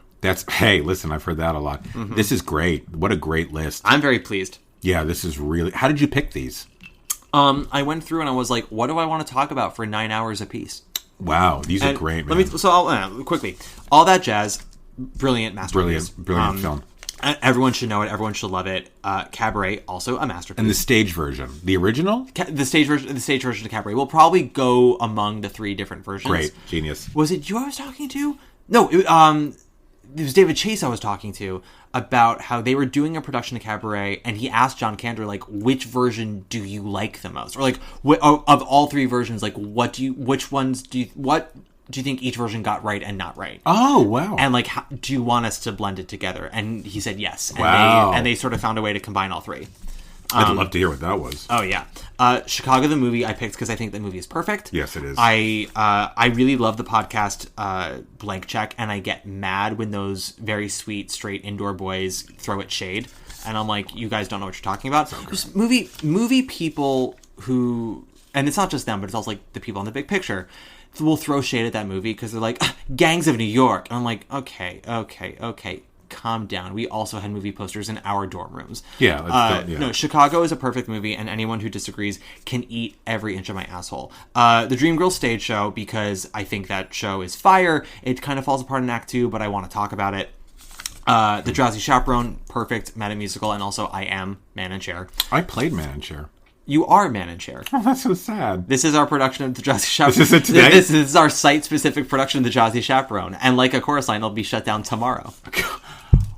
How have we gone 9 hours and not mentioned this chorus line thing? But go ahead. What's there to talk about? It's not happening. Oh, that's true. God, they didn't get it. They didn't get it. I saw cease 10, desist 3. That made me laugh really hard. Well, so... How did it get this? Well, never mind. Well, they tried to do something for love. And... How at no point did anybody be like, I don't think this is a good idea? Well... Not just say it's a bad idea. I'm just saying, like, how did this estate be like, hey... Well, the irony is they're like, it's a site-specific production of a chorus line. In a Broadway theater. No, in a dance studio. That's not a site-specific production of a chorus line. That's what I'm saying. Sorry. Jesus. A chorus line takes place in a theater. It's literally in the script. They're not updating it, were they? Oh, God. No, you can't even update it. The lyrics don't make sense if you update it. Robert Collet, well, my God. Robert Collet. Maybe that would be working for me. Yep, I'm here. Say my name 3 times. My God, that's Steve McQueen, so sexy. Bob Goulet out, Steve McQueen in. If Troy Donahue can be a movie star. Yeah, that you can't put that in 2025. So this is actually the first non-site specific production of a chorus line. Billy Porter can be a movie star. Can he though? Can he? Okay. He is what he is. How dare you? Continue. Remember that. Continue. Glass Menagerie, because we always makes me cry. It's a beautiful piece. I loved the last revival. Go or Who is Sylvia, because it was just, that's a play that I don't know well enough, and I really wanted the opportunity to get to know it. Great comment, because I loved it off Broadway. I liked it on Broadway, and I kind of want to talk about why. Great. Hedwig, because Hedwig. How I Learned to Drive, one of my favorite plays. That's why I want to talk about her. Land of the Piazza, one of my favorite things, and was like a formative musical for me. Really? And that original production was so stunning. Yeah. And I want to talk more about why, especially because the Encore's production I found to be very cold and misguided. Not bad. I didn't see it. It wasn't bad, but it was cold and misguided and not as well sung as people like to think. And I want to talk about that more. Next Normal, because I think it's a beautiful, brilliant show. And we had the West End production just happen with the... broadcast, and I want to talk about that. She Loves Me, because it's a perfect show, and I want to talk more about that, but I also have issues with the Roundabout revival recently, which David Chase, by the way, who did the 93 production, agreed with me on. Just saying. And then Who's Afraid of Virginia Woolf, because it's a masterpiece and perfect. This is great. Yeah. This is fantastic. So will you pick, like... Will every one of these things get discussed, or you just put in a... Oh, no, wow. There's going to be an episode for each of them. Wow, that's great. What a great list. Yeah. Shit, okay. I'm excited. Cool, okay. My hole is wide open, baby. Okay. It's almost big enough for one of your fingers. Remember when we were talking about the Tony Awards 4 hours ago? Billy, I beg to differ with you. How do you mean? You're the top. Yeah. You're an arrow color. You're the top. You're a Coolidge dollar. You're the nimble tread of the feet of Fred Astaire. We actually got through all the Substack questions. Great. Anything in particular about like winners that you really loved, didn't love, takeaways? No, I mean, listen, I'm happy that Purpose won. I really wish it was Oh Mary, just because, like, I'm like, come on, guys, like, celebrate comedy. Comedy is so tricky. Comedy is so difficult. Like, no offense to the people that do drama, but I'm like, come on, man, a comedy? Well, that's fucking hard. And somebody was like, listen, Purpose is very funny. And I'm like, yeah, actually, some of the best dramas are funny. Oh, yes! Who's Afraid of Virginia Woolf is hilarious. Hysterical. Yeah. Oh my god, Streetcar Named Desire. Makes me laugh. Couldn't stop. No, but we talked about this with Angels in America. Like, that show's fucking funny. And you need that humor because it disarms you before it goes in for the kill. Yeah. And I do think Purpose has a lot of jokes in it. But I ultimately found Purpose to be interesting, nuanced, but also it needed another draft. Yeah. Oh Mary for me would have been a big win, important win for a couple of reasons. One, not only because yes, it's queer and all that wonderful stuff, but I'm just like, comedy, like, fucking respect comedy. You know what this motherfucker did? Yeah. This person sat in their room one day and said, "What if Mary Todd Lincoln's a cabaret star?" Yeah. And created this brilliant fucking Fantasia. No pun. Well, it's not on national themes because she doesn't know what a nation is. No, that is true. That is, and just was like, and this is what it's going to be, and everybody gets on board. Yeah. In this bizarre, to me, I'm like, come, and it's fucking funny. It's fucking funny. Yes, because your parents were siblings. It's so dumb. It's so delightful. Listen, I know people who were underwhelmed by it, and I get that. It's hard to maintain prestige when you have nothing but buzz around you. Yes. Eventually the hype will kill you. Yes. But also this show has maintained relevancy and success for a year. They've done an amazing job. A straight play did that. That's the other thing, friends. A straight fucking play did that. Yeah. And not a drama. No. Not the fucking Ferryman or some, like 9-hour epic drama. This is literally a comedy. Yeah. That has sustained itself for this long. This is the little engine that could. And again, I listen. Purpose won. They have their flowers, and it's great. We can't. Nothing we say or do will take that away from them. So it's more of us talking up to Tony voters right now and begging them, because I had this conversation with people at parties where I'm like, "But what did you enjoy? What is what is on the pulse? What is of the moment? What are people excited about?"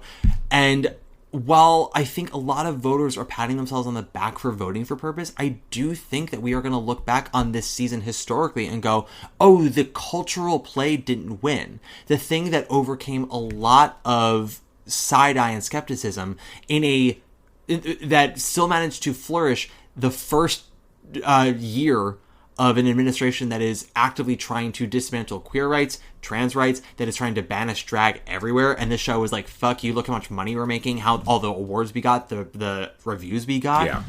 That people are banging down our door to see us. Like, that's fucking important and amazing. All while not saying to the world, look how important and amazing we are. Just being like, want to have fun? And I think that is so important. It's so important. And so necessary. Absolutely. That's my thing. Like, Tony voters, please, next year. Comedies are just as hard to write and perform and direct and design as dramas, if not more so. Yeah. I would also beg that of Oscar voters, but I know that's a whole other story. That's a losing battle. Oscar voters, no. Oscar voters is, how much can you cry and throw yourself against the wall? Oh, great. We'll love that. How much World War II can we have? They want to see the acting. They do. They want to see it. They really do. Which I would also argue there's been a lot of talk about this year. It's acting I want to see and go, that was acting. You mean in the Tony Awards? Yeah. Oh, yeah. Show me act. Show it to me. Yep. Nothing subtle. No. Well, like you said with Stranger Things. Like, that set for Hills of California was fabulous. It was art, yeah. But no. Give me the flashing and the lights and the thing. Give me all the money. So I know what it is. Yep. So I know what a set design is. Ironically, with choreography, they have been guilty of awarding most choreography a lot, but there are a couple choreographers who have yet to be nominated who tend to do most. Like? No, not saying who. That's curious. Maybe their reputations precede them. Oh, I think I know who you're talking about. Okay, yeah. I got stories about them. I don't even know if we're talking about the same person. I think we are. Oh, no. I was saying... Oh! No, that person's won. That person has won a ton. They did. And yes, I have stories about them too. Yeah. That's a jack off. The other one you're talking about, Also jack off. and dull. Does bad work. Like the first one, I'm like, well, you're an asshole, but at least I can watch this. You've done good work in the past, yes. I can watch this. The other one, I'm like, you're an asshole and your work's not good. He's an asshole. He's an asshole. She's an asshole. They're an asshole. We're trying to throw all the pronouns out because we really don't want anyone to know who we're talking about. This is what I will say. If you've been in the room where it happens, you most likely know 2 of the 3 names we're talking about. And I bet you anything, people are going, oh, it has to be this. And it's somebody we're not even not even thinking about. Someone's like, it has to be Michael Bennett. And it's like, sweetie, yes, but she's dead. Yes, I remember.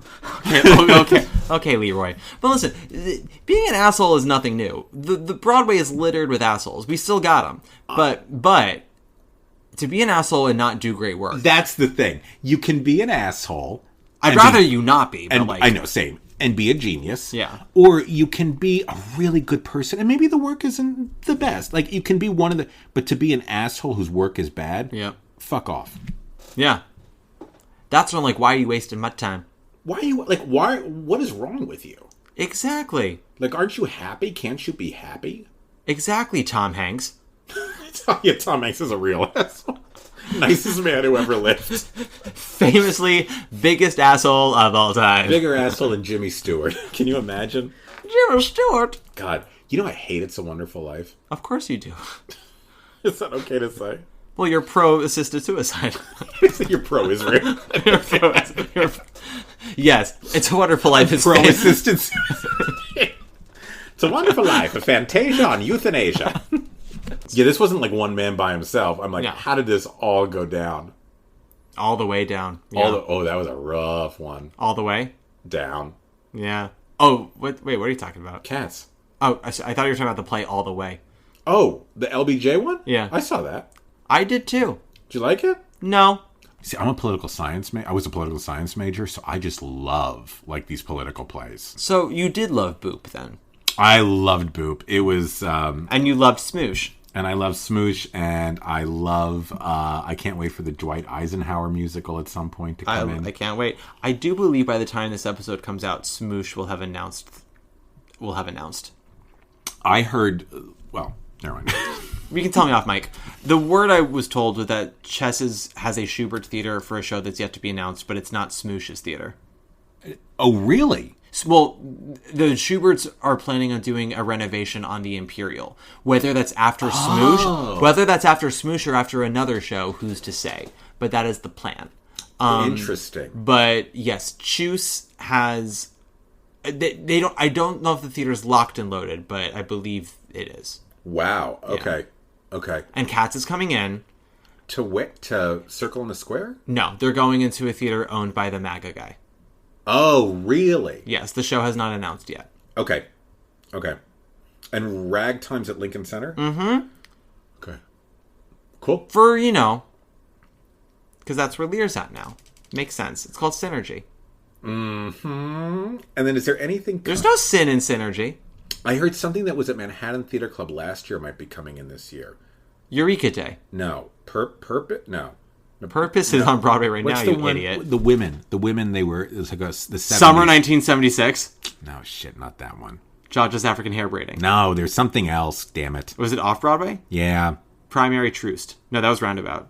The Brooklyn Laundry. No, damn it. There was something coming in from Manhattan Theater Club. Oh, Liberation. That's it. Fuck yeah! Yes, that's coming in. Fuck yes, baby. I heard that was coming in. If that's coming in, I'm just so happy. Yeah, that I heard was coming in. I can't wait. Kowalski's coming in. Well, they say it's coming in. I'm curious. I had no idea that was such a big thing. A friend of the pod told me that they have their theater, which is, I don't think it's a thing. Apparently they have a name attached, but I don't... Different than the actors who are in it now? Yes. There's a name who I believe is going to be playing Tennessee Williams. Oh, okay, great. Well, take it with a grain of salt. Because things change all the time. I know. And anything can happen. But that was what I was made to understand, was that the name was going to play Tennessee. And we'll see how that goes. Okay. Yeah. Cool. Very cool. Okay. Great. Yeah, well, we shall see. And Lost Boys is going into the Palace. Oh my God, I forgot that was even a thing. Arden's going to have 2 shows back to back. He has Good for him. He has Queen of Versailles at the St. James, and then Lost Boys at the Palace. I love him. He's great. He can do whatever he wants. At this point, yeah. Let him. Rob, final thoughts on the Tony wins this year? Oh, Matt. First of all, thank you so much for having me. I so wish I could have been with all of you to experience the joy of the Tony Awards. I don't know if you would have loved it. Why? I had a blast, but I imagine you loving it for an hour and then having a moment where you go, I think I'd rather be at home now. I'm a homebody. I know. You and I are very similar. We love being alone. We're good with other people, but it takes a lot out of us. Yeah, I don't know. I just like sitting at home chilling on the sofa. I missed everybody because I love everybody that was there. I'm surprised you let me see you as often as you do. What does that mean? Considering like you and I both enjoy our alone time, but I find that I'll be like, hi, can we hang out? And you just let me. Yeah, I like you. Why wouldn't I want to hang out with you? Because I'm a lot, and you like your alone time. No. Like that's different. You're not. He's not a lot, friends. By the way, he's not a lot. You're smart. You're opinionated in a good way. That's not opinionated in a pejorative sense. You're smart. You're opinionated, and you're funny. Ooh, actually, people asked this once in a Q&A, and I couldn't answer because I didn't have anybody here for it. What would you say, as a friend of mine, having seen me in private and in the wild? Yeah. What is a misconception you think people might have of me as a person? And then what is something that might surprise them about me as a friend? Oh, what a great question. Well, first of all, you're very warm and you're very giving. Like, there's no pun intended, friends. There's no. I have a very warm and giving apple pie. No, it's gross. No, man. Although I did make a pie last night, I wish you could have. Yeah, I wish I could have had some. Yeah. You're very warm and very friendly. I'm assuming, and I could be totally wrong. I'm assuming because like you're so erudite and intellectual, like when you're on the podcast, I'm assuming a lot of people will probably construe that as, oh, he's probably cold or standoffish, or maybe like there's a sense of superiority because he's so smart. But that's totally not the case. I think that would probably. I'm not like. I know you as a friend. I don't know you as a listener, so I can't be like, oh, I'm assuming that's what the perception is. But I would assume that when you're as smart as you are, that some people might be. They might misconstrue that as like, oh, he's cold or he's standoffish. Not the case at all. Thank you. Yeah, I definitely get that sometimes. Sometimes from listeners, sometimes from people on Instagram. I get told sometimes in DMs, like, oh, I saw you at a show, but I was too nervous to approach you because, like, I thought I might say something stupid. And I was like, go ahead. No. And also, I think because you are so smart, your mind is always working. So I think that if somebody sees you out and about, I think they're probably going, oh, he looks like he doesn't want to be bothered, or he looks like he's not enjoying himself. And seriously, no, I'm just guessing. No, my face often looks angry. And so I think so to me, that would probably be the biggest like misconception about you. Sure. That would probably surprise people. But I'll be honest with you, I didn't know Matt very long. And he was like, what are you doing for your birthday? And I was like, well, probably nothing, because I'm not a big like birthday celebrator. And Matt was kind enough to ask me what my favorite cake was. And he made me a cake. Like that's something that somebody that's warm and friendly does. That's not somebody that's cold and austere or anything like that. Yeah, no, you were like, I'll probably do nothing, and I said that's unacceptable. He did say that was unacceptable. I said, what's your favorite cake? And then we got some of your friends together. He did. He was we had a party at your place twice. Yes, 2 years ago. So friends, I would say that's probably like but that's the thing, I don't know what a misconception about you is, because I only know you as a friend. Like, would you say that's the thing that would surprise people about me then? I would say so. Okay. That you're probably a lot warmer and softer than I think people give credit. I mean, listen, when you do a show like this where it's not criticizing to like knock somebody down, because there are a lot of shows that do that, and that drive me up the fucking wall. I don't listen to any of those. This is to say, this is such a powerful, wonderful art form. We can do better. That comes from a place of great love. Yeah. And so that means you have a very open heart. This isn't like, I'm gonna sit here and shit on everything because I don't like it. It's no, this is a wonderful thing, and I want everybody to feel the same magic I once felt. Can we all get on the same page? That's a beautiful thing. Yeah. So I think that also might be a misconception. Some people might go, oh, it's a snarky, whatever. It doesn't come from I mean, maybe there is snarkiness to it, but like it comes from a place of, I love this so much and I want everyone to experience the same love that I feel. To me, that's not a negative thing. I think that's very fair and very sweet, and I disagree with all of it. No, thank you. That's now very here are beautiful. some misconceptions about him that aren't misconceptions. Let me be, and what would mine be? That, you know, I'm taller in person. No one would ever think that. The thing about you, Rob, that's wild to me, and we'll wrap things up very shortly because now we're no longer talking about the Tony Awards, but we are wrapping up a long stretch of Broadway breakdown. So, you know, we're winding down from the season. We're winding down the pod for a second as I take a hiatus. So I like to sort of get it all out.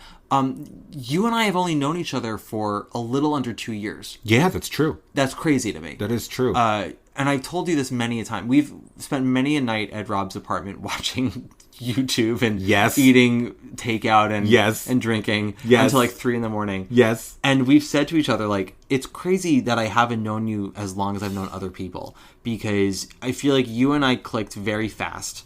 Yeah. In a way that didn't feel weird. It was just sort of like, I get you, I know you, I understand you. You're now like one of my people. Aww. And like I just like genuinely enjoy hanging out with you. And I always feel a little territorial when we're at parties together, because I'll not see you for like 3 months, and then we'll be at a party, like Patrick and Steve's party. Yeah. And like we'll be talking to someone, like you'll be talking to someone, and I'll just like come across the room, like, and then just come right into your I love it. I just like start hugging you in front of somebody else as they're talking to you. And I think people who don't know us either assume... I always wrap my arm around you too. I'm never like, get the fuck away. Yeah, no, you never do. But I think people who don't know us either see that and assume we're a couple or fuck buddies, or that I'm a very territorial friend. And the truth is that I'm the latter if I'm anything, but I'm not even that. I'm just sort of like, it's sort of, hey, I'm about to go to there in 30 seconds, but for 30 seconds, I'm coming. I love it. It's just when you have favorite people in this world, it's like, it's not a hardship to be like, hey, 30-second hug, I'm going over there now. I love it. Listen, it literally always puts a smile on my face. I think probably the reason like we probably click so well is because we both have the same knowledges and passion, and like we collect the same not useless information. We collect the same. It's pretty useless. The same useless information. So like for Matt to be like, oh yeah, well I've got these 4 Hal Prince books on my shelf. I'm like, oh, I bet you I can name all 4. Probably. Do you know what I mean? And that's kind of, so it's nice in a friendship like that is like you both are coming at it with a shared history that you both gained independently, and I think that's kind of cool. Yeah, I think that's how real connections are made, and that's why I'm so happy that listeners are on the Discord channel finding each other and talking to each other. That is so important. It's really cool, and I actually had someone message me about the Discord channel today as we were recording, looking at the messages about people being like confused about the Substack and what that's going to be, and do I have to learn a new thing? I don't want to do that, and I totally hear everybody about that. But, like, I don't want anyone to feel overwhelmed. I'm not taking away any avenues for people. I love that listeners have found each other. That was the whole reason why we started the Discord channel. Yeah. It's just... That's sort of what makes me go from cynical to warmed in, like, a heartbeat, right? Because I genuinely love theater, and I love Broadway. I don't always love the community, because now that... You and I both have seen how the sausage gets made a lot. Yeah. And we see a lot of people who make the sausage. Yeah. And not everyone's great. No. Not everyone does great. But sometimes they do, and a lot of people do mean well. And you want to believe that we're all in it because we genuinely love it.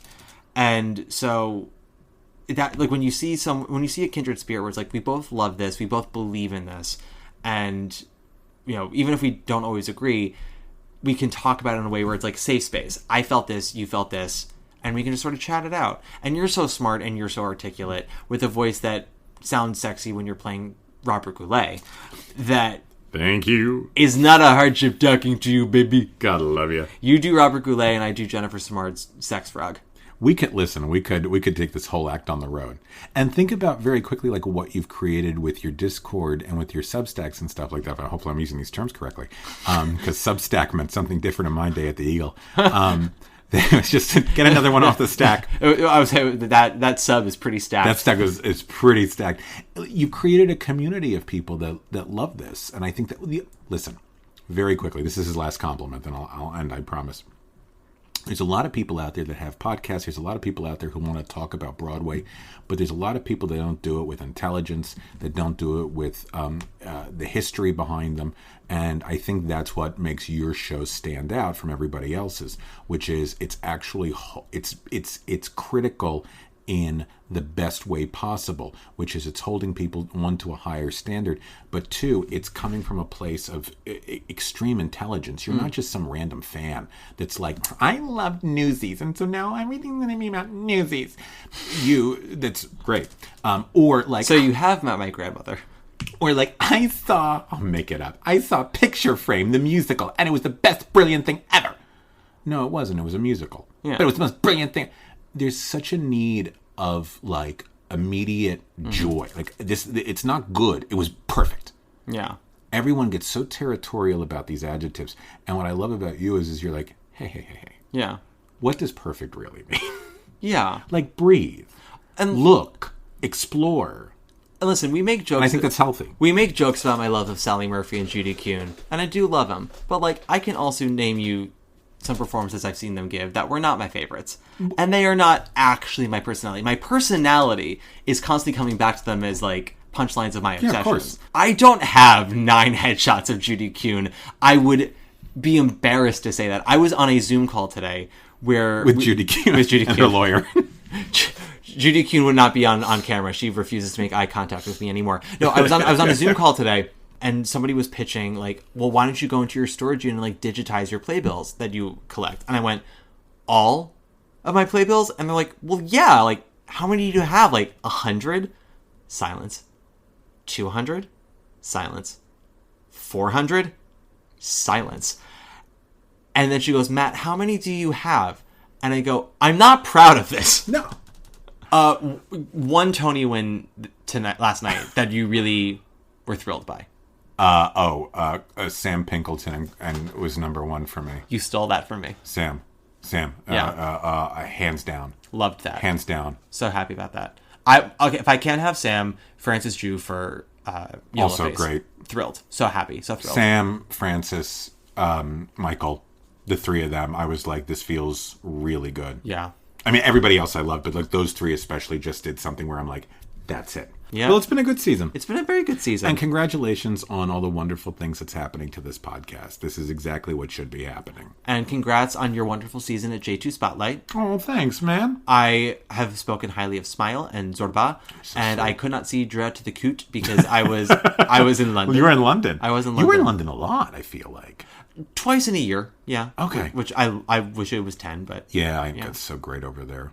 I love it there. Yeah. And we had a really good lineup of shows this past time. Yeah? Yeah, better than last year. Robert, where can people find you if you want them to find you? Oh my God, my Instagram is Rob W. Schneider, and my website is www.robwschneider.com. If you want to find me, I'm on Instagram, at Matt Koplik, usual spelling. You can find the subs... Usual spelling. How...